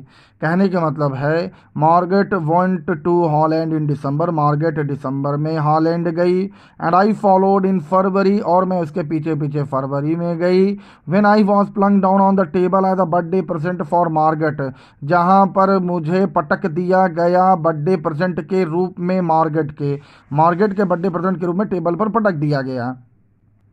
आई started right away the Montessori nursery school. Right away का मतलब विदाउट डिले और हेजिटेशन, बिना देर किए हुए और बिना हिचकिचाहट के। I started right away at the Montessori nursery school. मैंने तुरंत विदाउट डिले, बिना देर के हुए और हेजिटेशन, बिना हिचकिचाहट के, I started right away at the Montessori nursery school, Montessori nursery school में पढ़ने लगी। I stayed there until I was 6, मैं यहाँ पर 6 साल तक रही। At which time I started the first form, जहाँ पर मैंने अपनी पहली कक्षा की शुरुआत की। In the 6th month my teacher was Mrs Kuperus the headmistress in the 6th form. In the six form my teacher was a Mrs cuprous. छठी कक्षा में my teacher was Mrs Kuperus, मेरी जो teacher थी वो Mrs Kuperus थी, जो कि मुख्य अध्यापिका थी। In the six from my teacher, कक्षा 6 में my teacher was a Mrs Kuperus, मेरी अध्यापिका मिसेस क्यूप्रस थी। द हेड मिस्ट्रेस, जो हेड मिस्ट्रेस भी थी, मुख्य अध्यापिका भी थी। At the end of the year we were both in tears, साल के अंत में हम दोनों की आंखों में आंसू थे। As we said a heartbreaking farewell, जिसे हम कह सकते हैं हार्ट ब्रेकिंग फेयरवेल, हृदय तोड़ने वाली विदाई। फेयरवेल का मतलब विदाई। In the summer of 1941 grand मा फेल इल, 1941 में, गर्मी में 1941, इन द समर ऑफ 1941 जो वर्ष था उसमें गर्मी में ग्रैंड मा फेल इल, दादी बीमार हो गई। And had to have an operation, और उनको ऑपरेशन करवाना पड़ा। So my birthday passed with a little celebration, इस कारण से मेरा बर्थडे छोटी मोटी खुशियों से ही बिताया गया। ग्रैंड माँ डाइड इन जनवरी 1942, ग्रैंड माँ की मौत जनवरी 1942 में हो गई। No one knows how often I think of her and still love her, no one knows, कोई नहीं जानता था, हाउ ऑफन आई थिंक, कि मैं उनके बारे में प्रायः कितना सोचा करती थी, ऑफ हर, उनके बारे में, एंड स्टिल लव हर, और उन्हें प्यार करती थी। This birthday no one knows how often I think of her and still love her, यहाँ एनी फ्रैंक जो कह रही है उसकी दादी माँ की मृत्यु के बाद, कि कोई नहीं जानता कि मैं अपनी दादी माँ को कितना याद करती थी और उन्हें अब भी कितना प्यार करती हूँ। This birthday celebration in 1942 was intended to make up for the other. This birthday celebration in 1942 was intended to make up for the other, and grandma's candle was lit along with the rest. This birthday celebration in 1942 was intended to make up for the other. यह जो 1942 में जो birthday मनाया जा रहा था, जो celebrate किया जा रहा था, इसका इंटेंशन तो कुछ और ही था, मेकअप करना था। मतलब जिस तरह से दादी की डेथ हुई थी और परिवार में थोड़ा गमगीन माहौल था, तो उसको सही करने के लिए, उसको मेकअप करने के लिए यह बर्थडे सेलिब्रेशन 1942 वाला मनाया गया। And grandma's candle was lit along with the rest, और जो मेरा बर्थडे था उसमें जितने कैंडल लगी हुई थी उसी के साथ साथ, and grandma's candle was lit along, साथ साथ ग्रैंड माँ की भी कैंडल लगाई गई, विद द रेस्ट, अन्य मोमबत्तियों के साथ, अन्य के साथ, with the rest. Grandma's candle was lit along with the rest, अन्य मोमबत्तियों के साथ ग्रैंड माँ की भी मोमबत्ती लगाई गई थी। कैंडल मतलब मोमबत्ती। The four of us are still doing well, हम चारों, the four of us are still doing well, हम चारों बहुत अच्छा कर रहे थे। मतलब हमारी तबीयत, जिस तरह से ग्रैंड माँ की तबीयत खराब होने से डेथ हुई थी, the four of us are still doing well, हम चारों अभी बहुत अच्छा कर रहे थे, या इस तरह हमारी तबीयत बहुत अच्छी थी। And that brings me to the present date, इस तरह से हम कहाँ पर पहुँच गए, प्रेजेंट डेट ऑफ 20 जून 1942, 20 जून 1942 को पहुँच गए। And that the solemn dedication of my diary, और यहाँ पर मैं अपने आप से मतलब अपने खुद में बहुत ही डेडिकेटेड थी अपनी डायरी के प्रति, अपनी डायरी के प्रति, डेडिकेशन मतलब समर्पण, बहुत ही समर्पित थी अपने डायरी के प्रति, अपनी डायरी के प्रति बहुत ही समर्पित थी। And the solemn dedication of my diary, सॉलेम मतलब पवित्र, dedication, and the solemn dedication of my diary, अपनी डायरी के प्रति बहुत ही ज़्यादा पवित्र रूप से अपने आप को समर्पित कर दिया था मैंने। और उसके आगे क्या बोलती है अपनी डायरी को, डियरेस्ट किटी, प्यारी किटी। किटी क्या नाम है, किटी उस डायरी का नाम है। अब क्या लिख रही हैं, our entire class is quaking in its boot. What is the meaning of boot, boots का मतलब होता है pleasurably intense. Our entire class is quaking in its boot, quaking मतलब तड़पने वाला, कांपने वाला। Our entire class is quaking in its boot, हमारी पूरी कक्षा क्वैकिंग, तड़प रही थी, कांप रही थी, इन हिज बूट्स। बूट्स मतलब a pleasurable intense stimulation of the feelings, मतलब कि किसी तरह के मन में मनोभाव चलना। जैसे एग्ज़ाम आने वाला है तो एग्ज़ाम का रिजल्ट आने वाला हो तो बच्चे क्लास में बैठकर सोच रहे हैं कि क्या होने वाला है, तो उसी को लिखा है our entire class is quaking. Quaking का मतलब होता है तड़पने वाला, कांपने वाला। इन इट्स बूट्स, बूट्स का मतलब अपने दिमाग में उनके डर भी चल रहा, खुशी भी चल रही, इस तरह की बहुत सारी बातें चल रही। तो इसका इस लाइन का मतलब ये है our entire class is quaking in its boots. The reason of course is the forthcoming meeting in which the teachers decide. और रीज़न क्या था? रीज़न वास्तव में यही था, ऑफ कोर्स क्या था? यही था, is the forthcoming meeting, जो मीटिंग होने वाली थी, जो मीटिंग हो रही थी, in which the teachers decide, जिसमें टीचर डिसाइड करते who will move up to the next form and who will be kept back. कौन अगली कक्षा में जाएगा और कौन अगली कक्षा में नहीं जाएगा, या कौन पीछे रह जाएगा। Who will be who will move up to the next, who will move up to the next form and who will be kept back.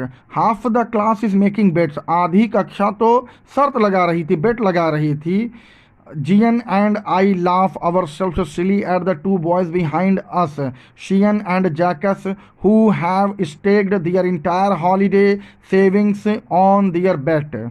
जियन and I laugh our self, उसकी जो दोस्त है, यहाँ जो जियन लिखा है, आई तो एनी फ्रैंक के लिए है, लेकिन जियन उसकी दोस्त है। Jean and I laugh our self, हम लोग आपस में हंस रहे थे, silly. Jean and I laugh our self silly, silly at the two boys behind us. Jean and I laugh our self, Jean और मैं आपस में हंस रहे थे दो बच्चों की सिली कर्तव्य पर। Silly at the two boys behind us, silly at the two boys, दो मूर्ख बच्चे, बिहाइंड अस, जो उनके पीछे बैठे हुए थे, सियन एंड जैकस, जिनका नाम सियन और जैकस था। Who have staked their entire holiday saving on their bet, entire holiday savings on their bet, जो कि अपनी पूरी छुट्टियों को दांव पर लगा देते हैं इस शर्त के लिए। इसमें क्या लिखा है? Jean and I laughs our self silly at the two boys behind us. Jean और मैं मूर्खता से हंसती हूँ, किसके ऊपर? At the two boys behind us, दो बच्चे जो पीछे बैठे हुए हैं हमारे। एनी फ्रैंक कहती है कि जियन मैं और मेरी दोस्त जियन आपस में हम लोग मूर्खता से हंसते रहते हैं, किसके ऊपर? टू बॉयज बिहाइंड अस, वे दो बच्चे जो हमारे पीछे बैठे हैं, सियन एंड जैकस, जिनका नाम सियन एंड जैकस हैं। हु हैव स्टेक्ड, स्टेक मतलब दांव पर लगाना, who have staked their entire holiday, जो अपनी पूरी छुट्टी की बचत को ही दांव पर लगा देते हैं, दियर बेट, इस शर्त के लिए। मतलब कि बच्चे क्लास में बैठे हुए हैं, आपस में खेल रहे हैं, कुछ लोग डर रहे हैं और कुछ लोग शर्त लगा रहे हैं कि मैं पास हो जाऊंगा या तुम पास होगे, या मैं फेल हो जाऊंगा या तुम फेल होगे। इस तरह से वो शर्त लगा रहे हैं, और इस शर्त में जो एनी फ्रैंक है और उसकी जो दोस्त जियन है, उसके पीछे बैठे जो दो बच्चे हैं, वो अपनी छुट्टियों की सेविंग्स को ही दांव पर लगा देते हैं। इवन जियन्स प्लीडिंग ग्लैंसेज, अब इसके आगे क्या लिखा है? holiday savings on their bet from morning to night, it's you are going to pass, no I am not, yes you are, no I am not, from morning to night, सुबह से लेकर रात तक यही चलता रहा कि दो दोस्त आपस में यही बोलते रहे, जितने भी लोग दोस्त थे उस क्लास में, कि नहीं तुम पास होगे, नहीं तुम पास होगे, मैं नहीं पास होऊंगा, नहीं तुम पास होगे, इस तरह की बातें चलती रही। इवन जीएस pleading glances and my angry outburst can't calm them down. Even Jean's pleading glances, जो जीएन थी, यद्यपि जीएन प्लीडिंग ग्लैंसेज, जो जीएन की प्लीडिंग मतलब एक तरह से अनुरोध करती हुई, सिफारिश करती हुई, इवन जीएस प्लीडिंग ग्लैंसेज, जीएन की प्लीडिंग ग्लैंसेज, जो देखने का तरीका था, जीएन के अनुरोध करती हुए नजरिए जो वो देख रही थी क्लास को कि आप लोग चुप हो जाएं, जीएन अनुरोध से देख रही थी। एंड माई एंग्री आउटबस्ट, जबकि जो एनी फ्रैंक थी वो बहुत गुस्से से आउटबस्ट हो रही थी, बहुत गुस्से से जो है बोल रही थी, तब भी कांट काम देम डाउन, उनको शांत नहीं किया जा सका। If you ask me, there are so many dummies that about a quarter of the class should be kept back. If you ask me, यदि आप मुझसे पूछें, there are so many dummies, तो इस कक्षा में बहुत बेवकूफ़ लोग हैं, डमीज लोग हैं। that about a quarter of the class should be kept back, और जिस तरह से मैं सोचती हूँ कि इस क्लास में इतने डमी लोग हैं कि about the quarter of the class, एक तिहाई बच्चे, about the quarter of the class if you ask me, यदि आप मुझसे पूछें, there are so many dummies, तो इस कक्षा में बहुत सारे डमी हैं, बुद्धू लड़के हैं, बुद्धू हैं, बहुत सारे डमीज हैं। डमी का मतलब पुतली होता है, जो दूसरे की बात को कहे पर ही करते हैं, अपने दिमाग से कुछ नहीं सोचते हैं। तो क्या कह रही है Anne Frank, if you ask me, यदि आप मुझसे पूछें, there are so many dummies, तो इस कक्षा में बहुत सारे डमीज हैं, that about a quarter of the class should be kept back, और इस तरह से तो एक चौथाई कक्षा को ही पीछे छोड़ देना चाहिए, उनको पास नहीं करना चाहिए। But teachers are the most unpredictable creature on the earth, लेकिन हमारे यहाँ के टीचर्स वो तो बहुत ही अनप्रिडिक्टेबल क्रिएचर, बहुत ही अनप्रिडिक्टेबल, जिनके बारे में बहुत ही अनप्रिडिक्टेबल क्रिएचर है। क्रिएचर का मतलब प्राणी, अनप्रिडिक्टेबल जिनके बारे में कुछ कहा नहीं जा सकता कि वो क्या निर्णय लेंगे, वो डमीज को भी आगे कर देंगे। इस तरह से तो टीचर्स होते हैं। कहने का मतलब है, यहाँ एनी फ्रैंक कह रही है कि मेरी कक्षा में इतने बेवकूफ़ लोग हैं, इतने डमी लोग हैं कि मेरी माने तो एक चौथाई कक्षे को ही पीछे छोड़ देना चाहिए, आगे नहीं ले जाना चाहिए।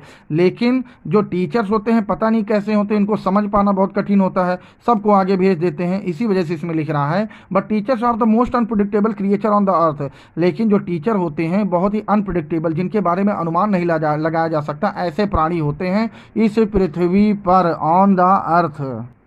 आई am not so worried about my girlfriends and my self, I am not so worried, मुझे बहुत चिंता नहीं थी, अबाउट माई गर्लफ्रेंड्स, मेरी दोस्त के लिए, एंड माई सेल्फ, मेरे लिए। वी ऑल मेक इट, हमको पता था कि हम पास हो जाएंगे, वी ऑल मेक इट, हमको पता था कि हम पास हो जाएंगे। The only subject I am not sure, केवल एक सब्जेक्ट थी जिसमें मुझे पक्का नहीं था, अबाउट इज मैथ, वो मैथ थी जिसमें मुझे पक्का नहीं था कि मैं पास हो जाऊंगी या फेल होंगी। Anyway all we can do is wait, लेकिन हम कर भी क्या सकते थे, हम इंतज़ार करते रहे। Anyway all we can do, हम क्या कर ही सकते थे, इज़ वेट, केवल इंतज़ार के अलावा। Until then we keep telling each other not to lose heart, और तब तक के लिए हम सभी कक्षाओं के लोगों ने, we keep telling each other, हम सभी कक्षाओं के लोगों ने आपस में एक दूसरे से कहा कि हमें अपना धैर्य नहीं खोना चाहिए, हमें अपना धैर्य नहीं खोना चाहिए, हमें अपने हृदय को जो है उदास नहीं करना चाहिए। I get along pretty well with all my teachers, I get along pretty well with all my teachers, मेरी सभी टीचर्स से बनती थी, मतलब मैंने अपनी सभी टीचर से एक अच्छा व्यवहार था और एक अच्छी तरह से वो मुझे ट्रीट करते थे। I get along pretty well, I get along pretty well, बहुत प्रिटी वेल मतलब बहुत अच्छे तरीके से, विद ऑल माई टीचर्स, मैं अपने टीचर से बहुत अच्छी तरीके से चीज़ें बनाकर रखती थी। There are 9 of them, 7 men and 2 women, उन जो मीटिंग हो रही थी, there are 9 of them, 7 men, 7 men and 2 teachers, मतलब कि उसके जो स्कूल के टीचर्स थे उसमें कितने लोग थे, देयर आर 9 ऑफ देम, उसमें से 9 थे, और कितने थे, 7 men जिसमें 7 आदमी थे, एंड 2 women और 2 औरतें थी। Mister Keishing the old foggy the teachers math, mister Keishing, अब उन्हीं टीचरों में एक पुरुष टीचर थे जिनका नाम क्या है, मिस्टर किशिंग, जिनका नाम मिस्टर किशिंग है, जिनका नाम मिस्टर किशिंग है। द ओल्ड फॉगी का मतलब पिछड़ा हुआ व्यक्ति, पुराने विचार का मनुष्य, पिछड़ा हुआ व्यक्ति, पुराने विचार का, फ्यूडल मेंटालिटी जिसको कहते हैं, रूढ़िवादी मानसिकता, फ्यूडल मेंटालिटी। मिस्टर किसिंग उनमें से एक टीचर का नाम है। द ओल्ड फॉगी, जो पुराने विचार के व्यक्ति हैं। हु टीचर्स मैथ्स, जो कि मैथ पढ़ाते हैं। Was annoyed with me for edges, जो मुझसे बहुत दिनों से नाराज थे। I talked so much, because I talked so much, क्योंकि मैं बहुत बात करती थी क्लास में, मैं बहुत बात करती थी, और इसी वजह से मिस्टर किसिंग जो कि मैथ के टीचर थे मुझसे बहुत नाराज रहते थे। आफ्टर सेवरल वार्निंग्स, बहुत सारी चेतावनियों के बाद, ही असाइंड में एक्स्ट्रा होमवर्क, चूंकि मैं बहुत बात करती रहती थी इसलिए आफ्टर सेवरल वार्निंग्स, कुछ वार्निंग्स देने के बाद कि तुम बात मत करो, लेकिन मैं फिर भी बात करती रही, ही असाइंड में एक्स्ट्रा वर्क, तो उन्होंने मुझे एक एक्स्ट्रा होमवर्क दे दिया। एंड इससे on the subject a chatter box, and इससे ऑन द सब्जेक्ट, और उन्होंने क्या मुझे होमवर्क दिया, एक इससे लिखने को दे दिया, और किस पर इससे लिखने को दिया, अ चैटर बॉक्स, उसका जो एनी फ्रैंक को, मिस्टर किशिंग ने एनी फ्रैंक को जो इससे लिखने को दिया वो चैटर बॉक्स सब्जेक्ट पर दिया। चैटर बॉक्स का मतलब बातूनी। अब क्या होता है, a chatterbox, what can you write about that, a chatterbox एक बातूनी, what can you write about that.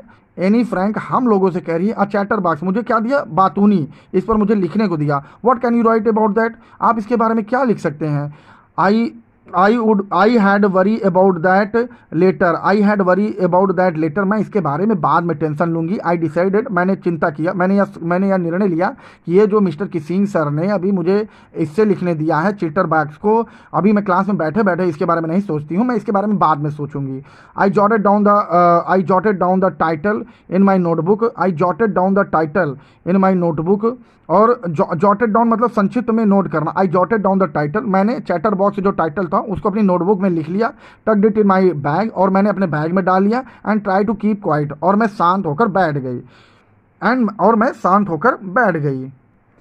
That evening after I had finish the rest of my work, उस शाम को मतलब उस दिन जिस दिन स्कूल में मुझे मिस्टर किसिंग ने चैटर बॉक्स पर लिखने दिया था, उसकी जब शाम हो गई थी, तो दैट इवनिंग उस शाम को after I had finished the rest of my homework, मैंने अपने पूरा जो काम था उसे मैंने जो बचा हुआ काम था सारा समाप्त कर लिया था।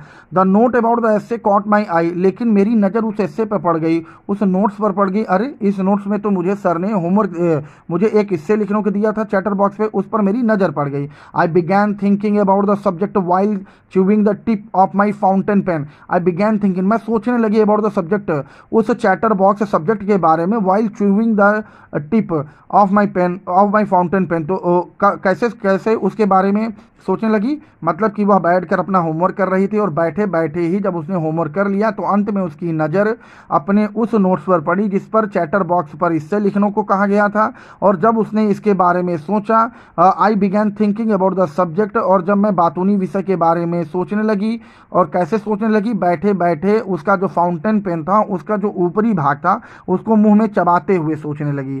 च्यूइंग मतलब चबाना।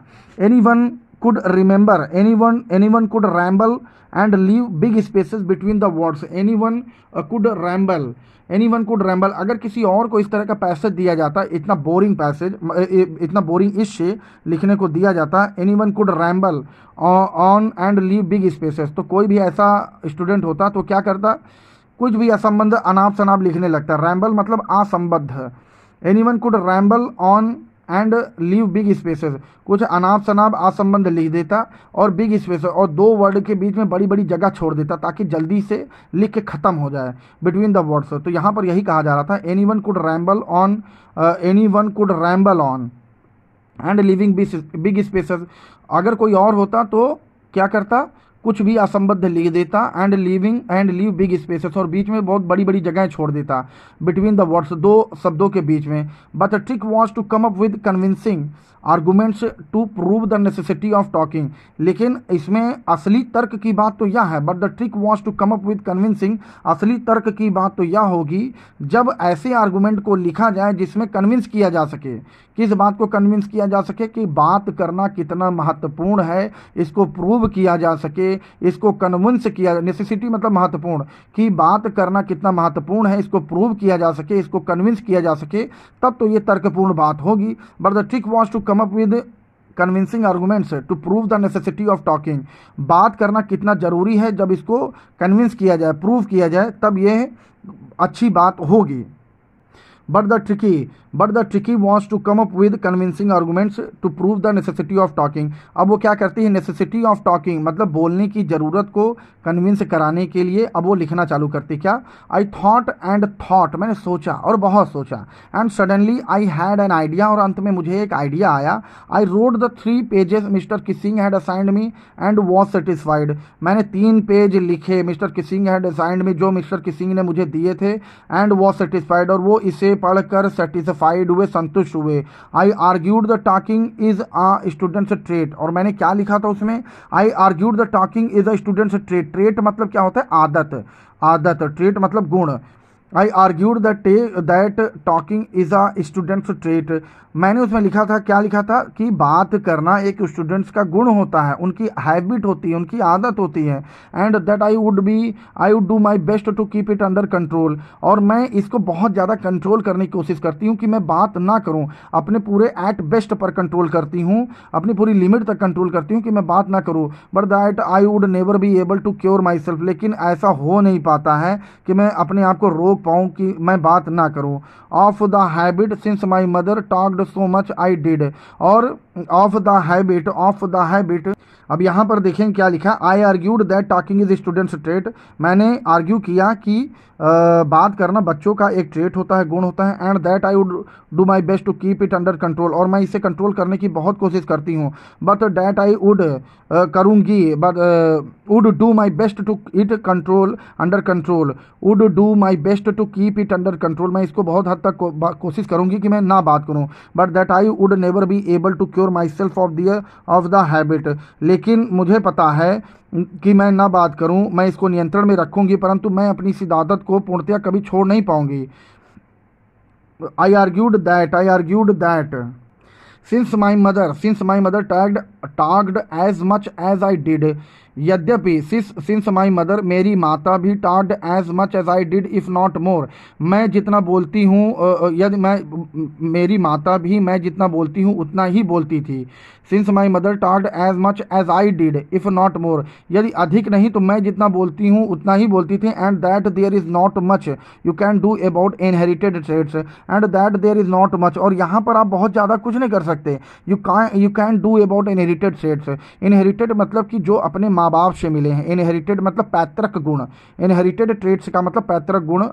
यदि कोई आदत ऐसी है जो पैतृक गुण से मिले हैं, इनहेरिटेड हैं, अपने माता पिता से आए हैं, तो उसके बारे में आप बहुत ज़्यादा कुछ नहीं कर सकते कि आप उसको सुधार लेंगे। Mister Keesing had a good laugh at my arguments, mister Keesing मेरी इस आर्गूमेंट्स पर बहुत ज़्यादा हंसे, but when I proceeded to talk my way through the next lesson, लेकिन जब नेक्स्ट लेसन में मैं फिर से बोलने लगी, ही असाइंड मी अ सेकंड एसे, तो उन्होंने मुझे फिर से एक एसे दे दिया। This time it was suppose to be on an incorrigible chatterbox, और यहाँ पर उन्होंने मुझे क्या दिया, an incorrigible chatterbox, incorrigible मतलब जिसको सुधारा नहीं जा सकता ऐसा chatterbox, incorrigible chatterbox का मतलब बातूनी, एन इनकॉरिजिबल चैटर बॉक्स का मतलब है ऐसी बातूनी जिसको सुधारा नहीं जा सकता।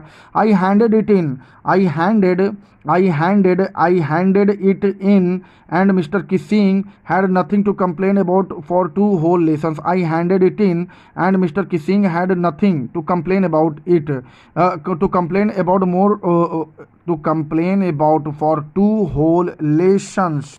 अब इस पर क्या हुआ कि इनकॉरिजिबल चैटर बॉक्स पर दे दिए इससे लिखने को, तो इसमें क्या हुआ, आई हैंडेड इट इन, तो जो एनी फ्रैंक थी उसने इसको भी लिख कर दे दिया, and mister Keesing had nothing to complain about for 2 whole lessons, और इसके बाद मिस्टर किसिंग अगले 2 पाठों तक उनको कोई दिक्कत नहीं हुई। How ever during the 3rd lesson he had finally had enough, और तीसरे लेसन तक उन्होंने पाया कि अरे अब तो ये फिर से बहुत हो गया, ये लड़की इतनी देर से बात कर रही है, या लड़की एनी फ्रैंक इतनी देर से बात करी, अब ये फिर से इनफ हो गया, बहुत ज़्यादा हो गया। Anne Frank as punishment for thinking in class write an essay, Anne Frank as punishment, Anne Frank को सजा के रूप में, for thinking in class write an essay entitled quack quack quack said mister Chatterbox. अब यहाँ पर आप अगर देखें तो Anne Frank as punishment for thinking in class है, तो एनी फ्रैंक जो थी वो थिंकिंग के लिए, तो उसे पनिशमेंट नहीं दी जा सकती, तो यहाँ पर थिंकिंग की जगह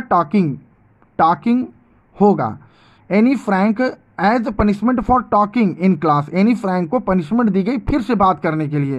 राइट एन एसे इंटाइटल्ड, फिर से इससे लिखने को दिया गया, क्या लिखने को दिया गया, इसका इंटाइटल क्या था, quack quack quack said mister Chatterbox, mister Chatterbox ने क्वैक क्वैक क्वैक कहा, मिस्टर चैटरबॉक्स ने कहा क्वैक क्वैक क्वैक। इस पर आप फिर से इससे लिखिए, तो ये फिर से मिस्टर किशिंग ने उनको सजा के रूप में दिया। अब यहाँ पर ये जो थिंकिंग शब्द है यहाँ टॉकिंग होगा। Anne Frank as a punishment for talking in class write an essay entitled quack quack quack said mister Chatterbox. पहली बार मिस्टर किशिंग ने उनको क्या दिया, चैटरबॉक्स दिया, बात कर रही थी। अब देखिए जो बच्चे क्लास में पढ़ रहे हैं उसमें जो एनी फ्रैंक है उसकी बात करने की बहुत ज़्यादा आदत है, तो मिस्टर किशिंग जो मैथ के टीचर हैं, उन्होंने एनी फ्रैंक को एक इससे लिखने को दिया सजा के रूप में। उसका नाम था चैटर बॉक्स। चूंकि यह बात करती थी तो उसको चैटर बॉक्स, बातूनी पर निबंध लिखने को दिया। फिर उसके बाद वो फिर से बात करती रही तो उसको दोबारा इनकॉरिजिबल चैटर बॉक्स दिया, जिसको सुधारा नहीं जा सकता, ऐसे बातूनी पर उन्होंने उसको निबंध लिखने को कहा। और जब इस पर भी नहीं हुआ तो उन्होंने दिया quack quack quack said mister chatter box. Mister chatter box ने क्वैक क्वैक क्वैक कहा, इस पर निबंध लिखने को दिया। द क्लास रोल्ड, जब मिस्टर किसिंग ने quack quack quack said mister chatter box पर लिखने को दिया, द क्लास रोल्ड, तो पूरी क्लास बहुत जोर से हंसने लगी, बहुत जोर से चिल्लाई या हंसने लगी। I had to laugh too, और मुझे भी हंसी आ गई। एनी फ्रैंक कह रही I had to laugh too, I had to laugh too, और मुझे भी हंसी आ गई। Though I had nearly exhausted my ingenuity on the topic of chatterbox। और अब क्या कह रही है, दो यद्यपि आई हैड नियरली एग्जॉस्टेड, मैं पूरी तरह से थक चुकी थी, माई इंजीन्यूटी, और मेरी कुशलता भी एकदम खराब हो गई। आई एग्जॉस्टेड माई इंजीन्यूटी, मेरी जो कुशलता थी इससे पर निबंध लिखने के लिए, मैं पूरी तरह से इसमें थक गई। Though I had nearly exhausted my ingenuity to on the topic of chatterbox पर निबंध लिखने के लिए जो मेरी पूरी कुशलता थी वो पूरी तरह से थक चुकी थी मैं इस बात के लिए। अब इसमें एक मनोविज्ञान देखें, टीचर भी किस तरह के हैं और बच्चे भी, कि बच्ची एक है जो बार बार बात कर रही है और जो टीचर हैं वो ये जानते हैं चूंकि ये बात कर रही है तो बातूनी पर ही इसको निबंध दो। तो पहली बार बातूनी पर देते हैं, फिर दूसरी बार ऐसी बातूनी जिसको सुधारा नहीं जा सके, और तीसरी बार ये quack quack quack said mister chatter box इस पर दे देते हैं। तो जब बच्चा बहुत ज़्यादा बात कर रहा है तो उसको बातूनी पर ही निबंध लिखने को दे दिया गया। तो निबंध लिखने में भी बातूनी है, मतलब और भी लिखे ये, अगर इनको बात करना इतना पसंद है तो ये और बात करें, निबंध लिखकर बात करें। फिर इनकॉरिजिबल चैटर बॉक्स दे दिया, फिर quack quack quack said mister chatter box पे दे दिया। तो इस तरह से सजा मिस्टर किशिंग जो है दे रहे थे एनी फ्रैंक को। अब आगे क्या लिखा है, आगे देखते हैं। माई फ्रेंड शेन, जो एनी फ्रैंक वो कह रही कि मेरी दोस्त शेन, एनी फ्रैंक की एक और दोस्त है जिसका नाम है Shane. My friend Shane who is good at poetry, जो पोइट्री लिखने में बहुत अच्छी है, offered to help me write the essay, मुझे मेरी एसे लिखने में मदद करने को कहती है। फ्रॉम बिगिनिंग टू एंड, शुरू से अंत तक, इन वर्ष का मतलब पद्य में, कविता के रूप में। मेरी फ्रेंड शेन जो पोइट्री में बहुत अच्छी है, कविता में बहुत अच्छी है, मुझे ऑफर करती है कि मैं तुम्हारी मदद करूंगी अब की बार इससे लिखने में, शुरू से अंत तक। और कैसे लिखने में मदद करूंगी, मैं कविता के रूप में इसे लिखूंगी। And I jumped for Joy, तो एनी फ्रैंक ये सुनकर बहुत खुशी से जो है कूदती है, खुशी, जैसे लोग खुशी के मारे कूदने लगते हैं तो वो खुशी के मारे जंप करती है।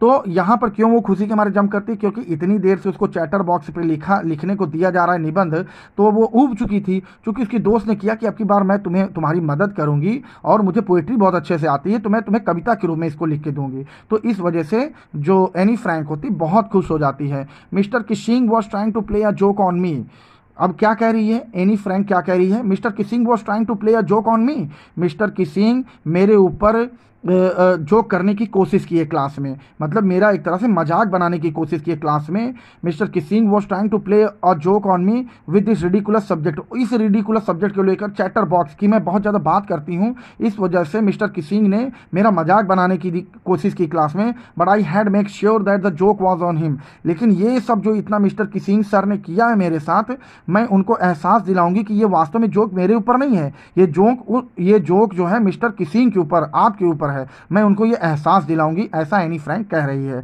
आई फिनिश्ड माई पोएम, मैंने अपनी पूरी पोएम समाप्त की। एंड इट वॉज ब्यूटीफुल, और ये बहुत अच्छी थी। It was about a mother duck and a father swan with 3 babies ducklings who were beaten to death by the father because they quacked too much।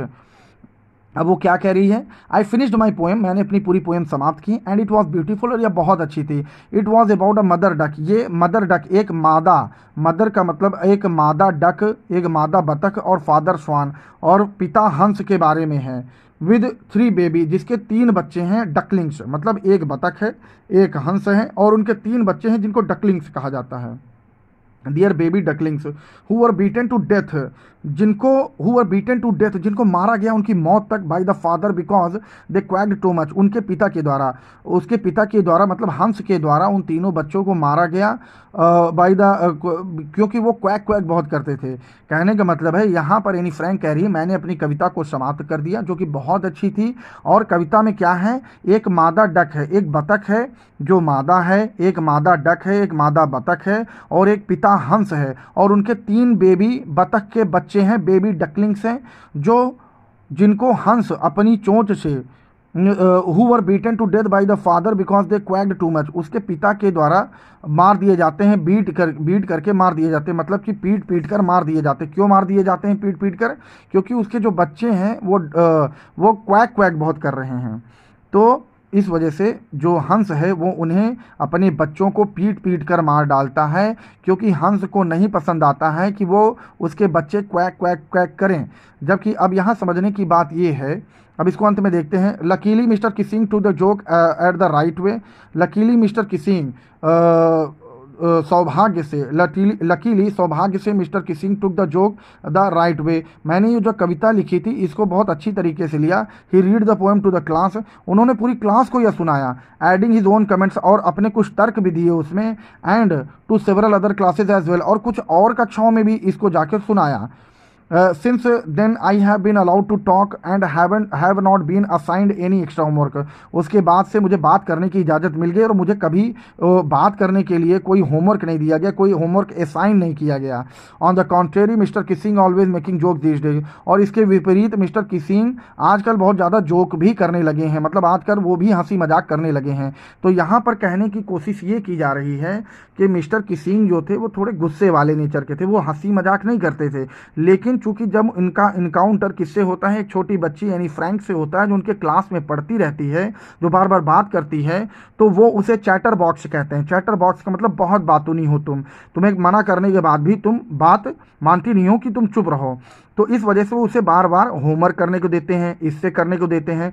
इससे तंग आकर जो एनी फ्रैंक बच्ची होती है वो ये कहती है कि मैं मिस्टर किसिंग सर को एहसास दिलाऊंगी कि वो गलत कर रहे हैं। और वो क्या कविता लिखती है, और वो कविता लिखती है कि एक बतख होता है और हंस होता है और उनके 3 बच्चे होते हैं और तीनों बच्चों को वो हंस पीट पीट कर मार डालता है, क्योंकि वो बच्चे क्वैक क्वैक बहुत करते हैं। अब यहाँ कहानी का सार ये है कि जो क्वैक क्वैक करना ये तो बतख की इनहेरिटेड गुण है, उनके पिता और माता से मिले हुए गुण हैं। ये इसके लिए कुछ कर नहीं सकते, वो सुर में गाने नहीं लग सकते थे। वो जो तीनों बतख के बच्चे थे वो सुर में गाने नहीं लग सकते थे, वो उनको माता पिता से इनहेरिटेड गुण मिला है कि उनकी आवाज़ ही क्वैक क्वैक होती है। तो इस वजह से किसी बच्चे को पीट पीट कर मार डालना कितना गलत है। मॉरल ऑफ द स्टोरी यही मुझे समझ में आ रही है इसमें। On the contrary mister Keesing always making jokes this days, और जब यह स्टोरी मिस्टर किसिंग पढ़ते हैं तो वो बहुत खुश होते हैं और वो क्लास को सुनाते हैं और उसमें कुछ अपने कमेंट भी ऐड करते हैं और दूसरे क्लासों में भी जाके सुनाते हैं, क्योंकि वो उनको जो ये पोएम होती है बहुत अच्छी लगती है। अब इस स्टोरी में अंततः जो समझने की कोशिश किया जाए तो ये समझाने पहले शुरू में क्या दिखाते हैं, जर्मनी में नाजी और यहूदियों के क्लेश को दिखाते हैं कि कैसे जर्मनी में जो नाजीज और यहूदियों में लड़ाई होती है और यहूदियों को कंसंट्रेशन कैंप में हॉलोकॉस्ट किया जाता है, मास स्लाटर किया जाता है, ये दिखाया जाता है। उसके बाद इस स्टोरी को प्रेजेंट करते हैं जिसमें एक बच्ची ये बता रही है अगर किसी बच्चे को या किसी व्यक्ति में कोई इनहेरिटेड गुण है जो उसके माता पिता से मिले हैं तो इसके लिए आप मुझे सज़ा मत दें, क्योंकि ये मैं इसको कंट्रोल नहीं कर सकती। तो इसका लिंक किस तरह से आप अपने दिमाग से, अपनी सोच से आप इसको बनाएं कि इसका लिंक किस तरह से हो सकता है।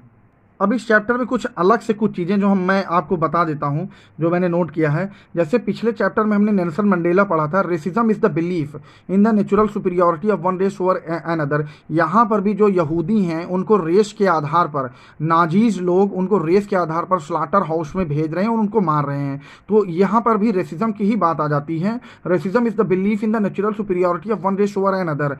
रेसिज्म एक विश्वास है नेचुरल सुपीरियरिटी, प्राकृतिक रूप से अपने आप को श्रेष्ठ मानने की कि दूसरे रेस के लोग हमसे निम्न हैं। Racism is the belief of natural superiority, मतलब नेचुरली अपने आप को सुपीरियर मानना और दूसरे को निम्न स्तर का मानना।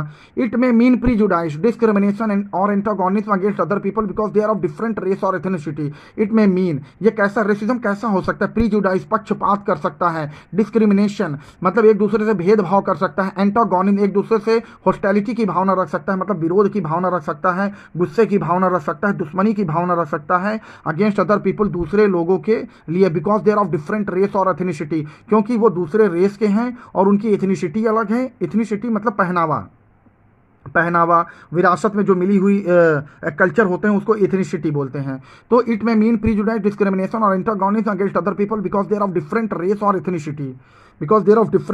एथनिसिटी, तो रेसिज्म कैसा हो सकता है? मीन हो सकता, इट में मीन प्रीजुडाइज हो सकता है, डिस्क्रिमिनेशन हो सकता है, इसमें हॉस्टिलिटी हो सकती है, प्रतिशोध की भावना हो सकती है अगेंस्ट अदर पीपल, दूसरे लोगों के खिलाफ, because there of different race, क्योंकि वो दूसरे रेस के हैं या उनकी एथनिसिटी अलग है।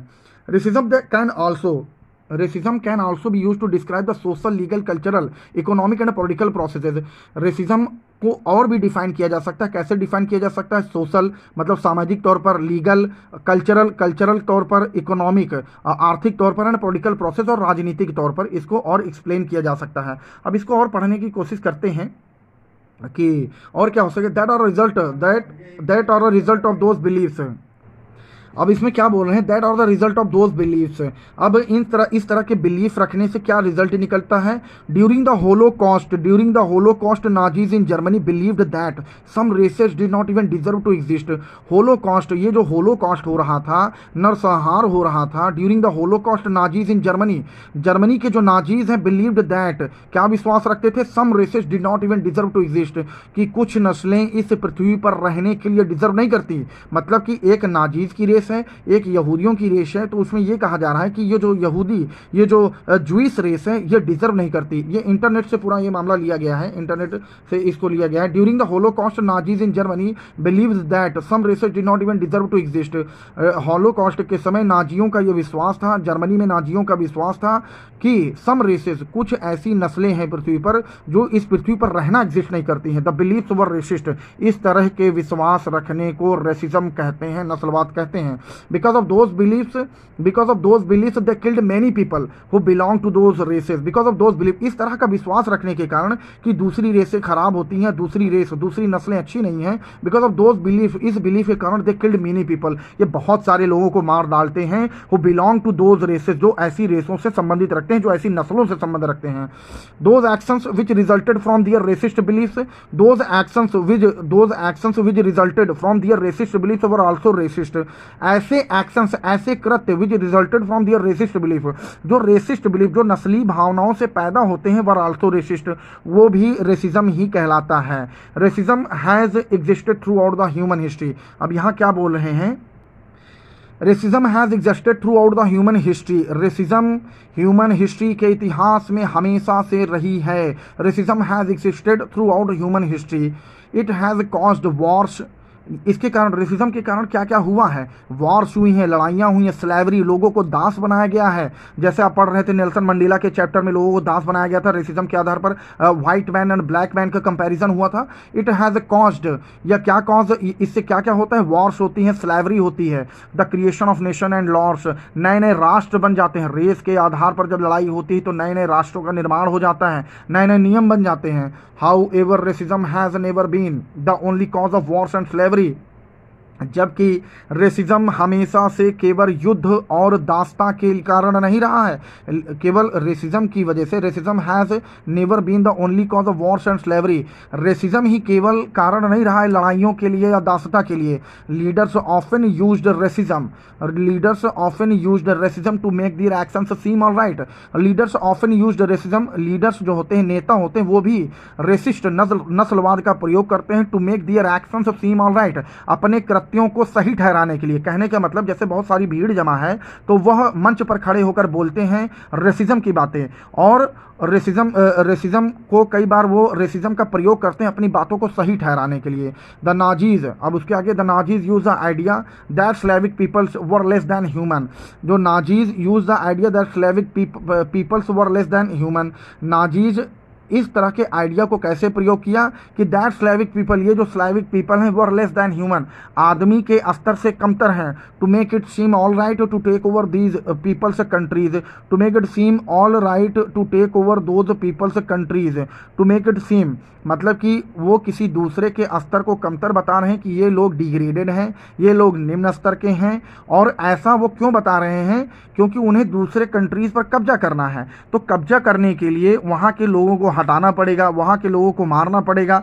तो इसको सही ठहराने के लिए वो क्या ठहराते हैं कि ये जो जिन लोगों के साथ हम गलत कर रहे हैं, यह जो है लायक नहीं है, इस पृथ्वी पर डिजर्व नहीं करते हैं रहने के लिए।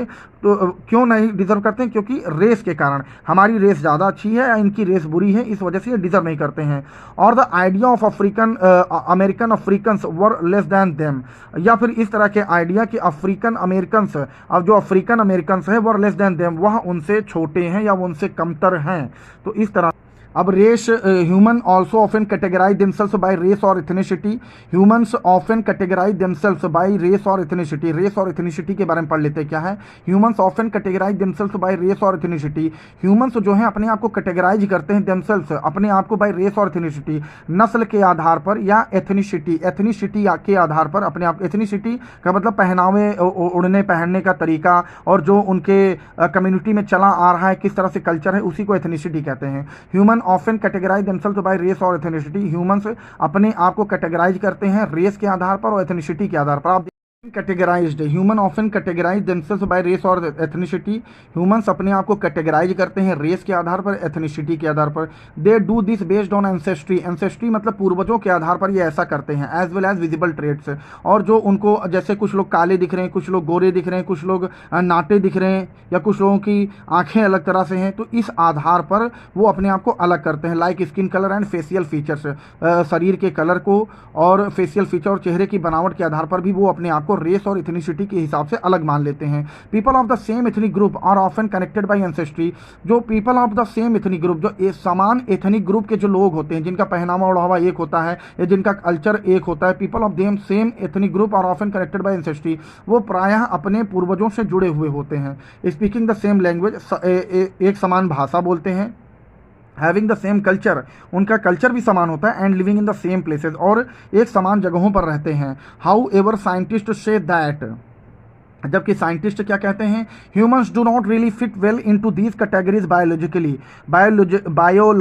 Biologically humans do not really fit well into these category, humans इसमें फिट नहीं बैठता है। मतलब ये जो रेसिज्म है, रेस के आधार पर अपने आप को कैटेगराइज करना है, बायोलॉजिकली जीव विज्ञान के रूप से ये सही नहीं है। साइंटिस्ट ऐसा बोलते हैं। क्यों बोलते हैं?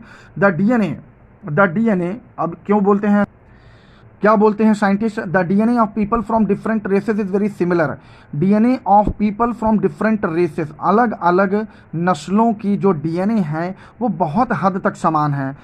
DNA of people from different races is very similar, बहुत ज़्यादा समान है। Evidence from genetics and archaeology, genetics मतलब अनुवांशिकता के प्रमाण, एविडेंस फ्रॉम जेनेटिक्स अनुवांशिकता के प्रमाण, और आर्कियोलॉजी के प्रमाण सजेस्ट दैट, क्या बताते हैं, all human came from the same group of early humans in East Africa. अब इसमें क्या है कि ये जो आर्कियोलॉजी का मतलब होता है खुदाई करना, जैसे बहुत जगह पर साइंटिस्ट खुदाई करते हैं, वहाँ से कुछ पुराने ऐतिहासिक प्रमाण मिले, पुरातत्ववेत्ता जिसको कहते हैं। तो इस तरह से एविडेंस फ्रॉम आर्कियोलॉजी का मतलब खुदाई करने पर जो प्रमाण मिलते हैं तो उसको आर्कियोलॉजी कहते हैं। तो एविडेंस फ्रॉम जेनेटिक्स अनुवांशिकता के प्रमाण, और आर्कियोलॉजी का मतलब पुरातत्ववेत्ता के प्रमाण से सजेस्ट दैट, क्या सजेस्ट करता है, all human came from the same group, सभी आदमी समान ग्रुप से आए हुए हैं। ऑफ अर्ली ह्यूमंस, बहुत पहले के मनुष्यों द्वारा, in East Africa, in early humans of East Africa, East Africa के बहुत पुराने मनुष्यों के द्वारा सभी ह्यूमन का डीएनए है। आपस में सभी, ये जो रेस के आधार पर, कास्ट के आधार पर डिस्क्रिमिनेशन होता है, इसके विरुद्ध में ये लिखा हुआ है। एक तरह से जो अपने आप को लोग कैटेगराइज कर लेते हैं, थोड़ा सा कल्चर मैच कर गया या कुछ लोगों का कल्चर नेचर कुछ अलग हो गया तो अपने आप को इस तरह से कैटेगराइज कर लेते हैं और दूसरे से एंटागोनिस्टिक या हॉस्टिलिटी रखने लगते हैं, प्रतिशोध की भावना रखने लगते हैं, जो कि गलत है। क्यों? क्योंकि इसमें एविडेंस कहाँ से आ रहा है? एविडेंस फ्रॉम जेनेटिक्स, आनुवांशिकता से evidence from genetics and archaeology suggest that all humans came from the same group. सभी आदमी सेम ग्रुप से आए हुए हैं। Of early humans in East Africa, East Africa के अर्ली ह्यूमंस, बहुत पुराने जो ईस्ट अफ्रीका में रहने वाले लोग हैं, उन्हीं के डीएनए से सभी मनुष्यों का डीएनए बना हुआ है, सभी रेस बनी हुई है। ये बहुत बड़ी बात लिखी हुई इसमें। This means that different races did not appear to different times. इसका मतलब ये है कि जो अलग अलग रेस हमको दिखती है, जैसे कहीं काले दिख रहे हैं, कहीं गोरे दिख रहे हैं, कहीं कुछ लोग हाइट में छोटे दिख रहे हैं, जो अलग अलग रेस हमको दिख रही है, this means that race different races, this mean that different races did not appear at different times. ये जो डिफरेंट अलग अलग तरह की रेस हैं, ये अलग अलग समय में नहीं पैदा हुई हैं, बल्कि ये early humans in East Africa से ही आए हुए हैं। All humans came from the same race and separated into different races later. All humans came from the same race, सभी मनुष्य एक ही रेस से आए हुए हैं, and separated into different races later, और बाद में अलग अलग रेस, अलग अलग नस्लों में, डिफरेंट रेस में अलग अलग बट गए हैं। पहले तो एक ही रेस से इनका सबका निजात हुआ है, एक ही रेस से सबका जन्म हुआ है, बाद में ये अलग अलग सेपरेटेड हो गए हैं। Because white people historically had more power, क्योंकि वाइट पीपल ऐतिहासिक रूप से ज़्यादा पावरफुल थे। Some people called racism against whites, और कुछ लोग वाइट के अगेंस्ट जब रेसिज्म होता है, कॉल्ड देम रिवर्स रेसिज्म, तो इसे रिवर्स रेसिज्म कहते हैं। अब यहाँ पर हर जगह इथनिक ग्रुप का प्रयोग हो रहा था। इथनिक है क्या, इसके बारे में जान लेते हैं। An ethnic group is a group of people who are considered to be the same. An ethnic group is a group of people, ethnic group होता है वो जो ग्रुप होता है, कई लोगों का यदि समूह है, who are considered to be the same, जो आपस में समान है, तो उन्हें इथनिक ग्रुप कहते हैं। इन सम और मल्टीपल वेज, कुछ गुणों में या बहुत सारे गुणों में यदि कोई ग्रुप आपस में एक दूसरे से समान है, तो उसे इथनिक ग्रुप कहा जाता है। They may all have the same ancestors, ये अपने पुराने पूर्वज, समान पूर्वज रख सकते हैं, सभी के समान पूर्वज हो सकते हैं। स्पीक द सेम लैंग्वेज, एक तरह की भाषा बोल सकते हैं, और हैव द सेम रिलीजन, या फिर उनका रिलीजन समान हो सकता है। They often live in the same और सराउंडिंग एरिया, या फिर वो जो उनका रहने का एरिया है वो आसपास का हो सकता है। तो इस तरह से जब मेल खाते हैं तो उसे इथनिक ग्रुप कहते हैं, जो ऊपर बहुत ज़्यादा बार यूज हुआ है। तो अब हम इसमें क्या देखते हैं, अब इसमें थोड़ी एक्स्ट्रा बातें, ये जो लिखा गया ये चैप्टर में नहीं है आपके, ये जो मैंने इस नोट से बताया है ये आपके चैप्टर में नहीं है। आपके चैप्टर में उतना ही था जितना बुक में था। ये इस वजह से बताना पड़ा क्योंकि दो चैप्टर बैक टू बैक एक दूसरे से रेसिज्म से संबंधित थे। एक तो नेल्सन मंडेला का चैप्टर था और दूसरा a diary from Anne Frank, from the diary of Anne Frank, ये चैप्टर था। दोनों ही रेसिज्म, रेस से जुड़े हुए थे और दोनों ही लड़ाइयों से जुड़े हुए थे। तो इस वजह से ये थोड़ी बातें जो रेसिज्म है इसके लिए बताना बहुत ज़रूरी हो गया था। इसमें जो ये वाली लाइन है ये बहुत ही मोस्ट इंपॉर्टेंट लाइन है, जिसके कारण लोगों के मन में जो द्वेष है वो खत्म हो सकते हैं। The DNA of people from different races is very similar, जो लोगों का DNA of people from different races is very similar. Evidence from genetics and archaeology suggest that all human, अब ये लाइन तो और भी इंपॉर्टेंट है, all human came from the same group of early humans in East Africa. अगर इस बात पर विश्वास किया जाए तो फिर द्वेष करने का, कोई एथनिसिटी में अलग है, कोई कल्चर में अलग है, इस प्रकार से द्वेष करने का कोई मतलब नहीं बनता है। ये अब्सर्ड चीज़ें हैं, इसी वजह से शायद ये 10th में ये चैप्टर्स रखे गए हैं। अब हम इसके आगे देखते हैं। अब हम समझने की कोशिश करते हैं जो 10th क्लास में जो चैप्टर्स हैं, प्रोज में हैं आपके a letter to God, Nelson Mandela, from the diary of Anne Frank, ये सारे चैप्टर्स आपको हमारे चैनल पर मिलेंगे। और प्रोज जो कि 15 नंबर का आएगा आपका। प्रोज में कितने चैप्टर हैं? 6 चैप्टर हैं। ग्लिम्सेस ऑफ इंडिया है, मैडम राइट्स द बस है, द सरमन एट बनारस है। तो ये सारे चैप्टर्स आपको हमारे चैनल पर मिलेंगे। इसी तरह से यदि आप आगे देखेंगे तो पोइट्री में 8 नंबर के हैं, जिसमें से ये सारे चैप्टर्स भी आपको हमारे चैनल पर मिलेंगे। और उसके बाद footprints without feet supplementary reader, इससे जो चैप्टर्स हैं जो कि 12 नंबर का आएगा। The Triumph of a surgery, the thieves story, footprints without feet, the making of a scientist, the necklace भोली, ये सारे चैप्टर्स की कहानी आपको इस चैनल पर मिलेंगी। और ये ही सारे चैप्टर्स, ये जो सारे चैप्टर्स आप देख रहे हैं शुरू से लेकर अंत तक, यही आपके एग्जाम में आने वाले हैं। इतने ही चैप्टर्स आपके एग्जाम में हैं जो कि उत्तर प्रदेश माध्यमिक शिक्षा परिषद से डाउनलोड किया गया है। तो इस तरह से आप देख सकते हैं ये सारे चैप्टर्स आपको हमारे चैनल मिलेंगे और फ्री ऑफ कॉस्ट।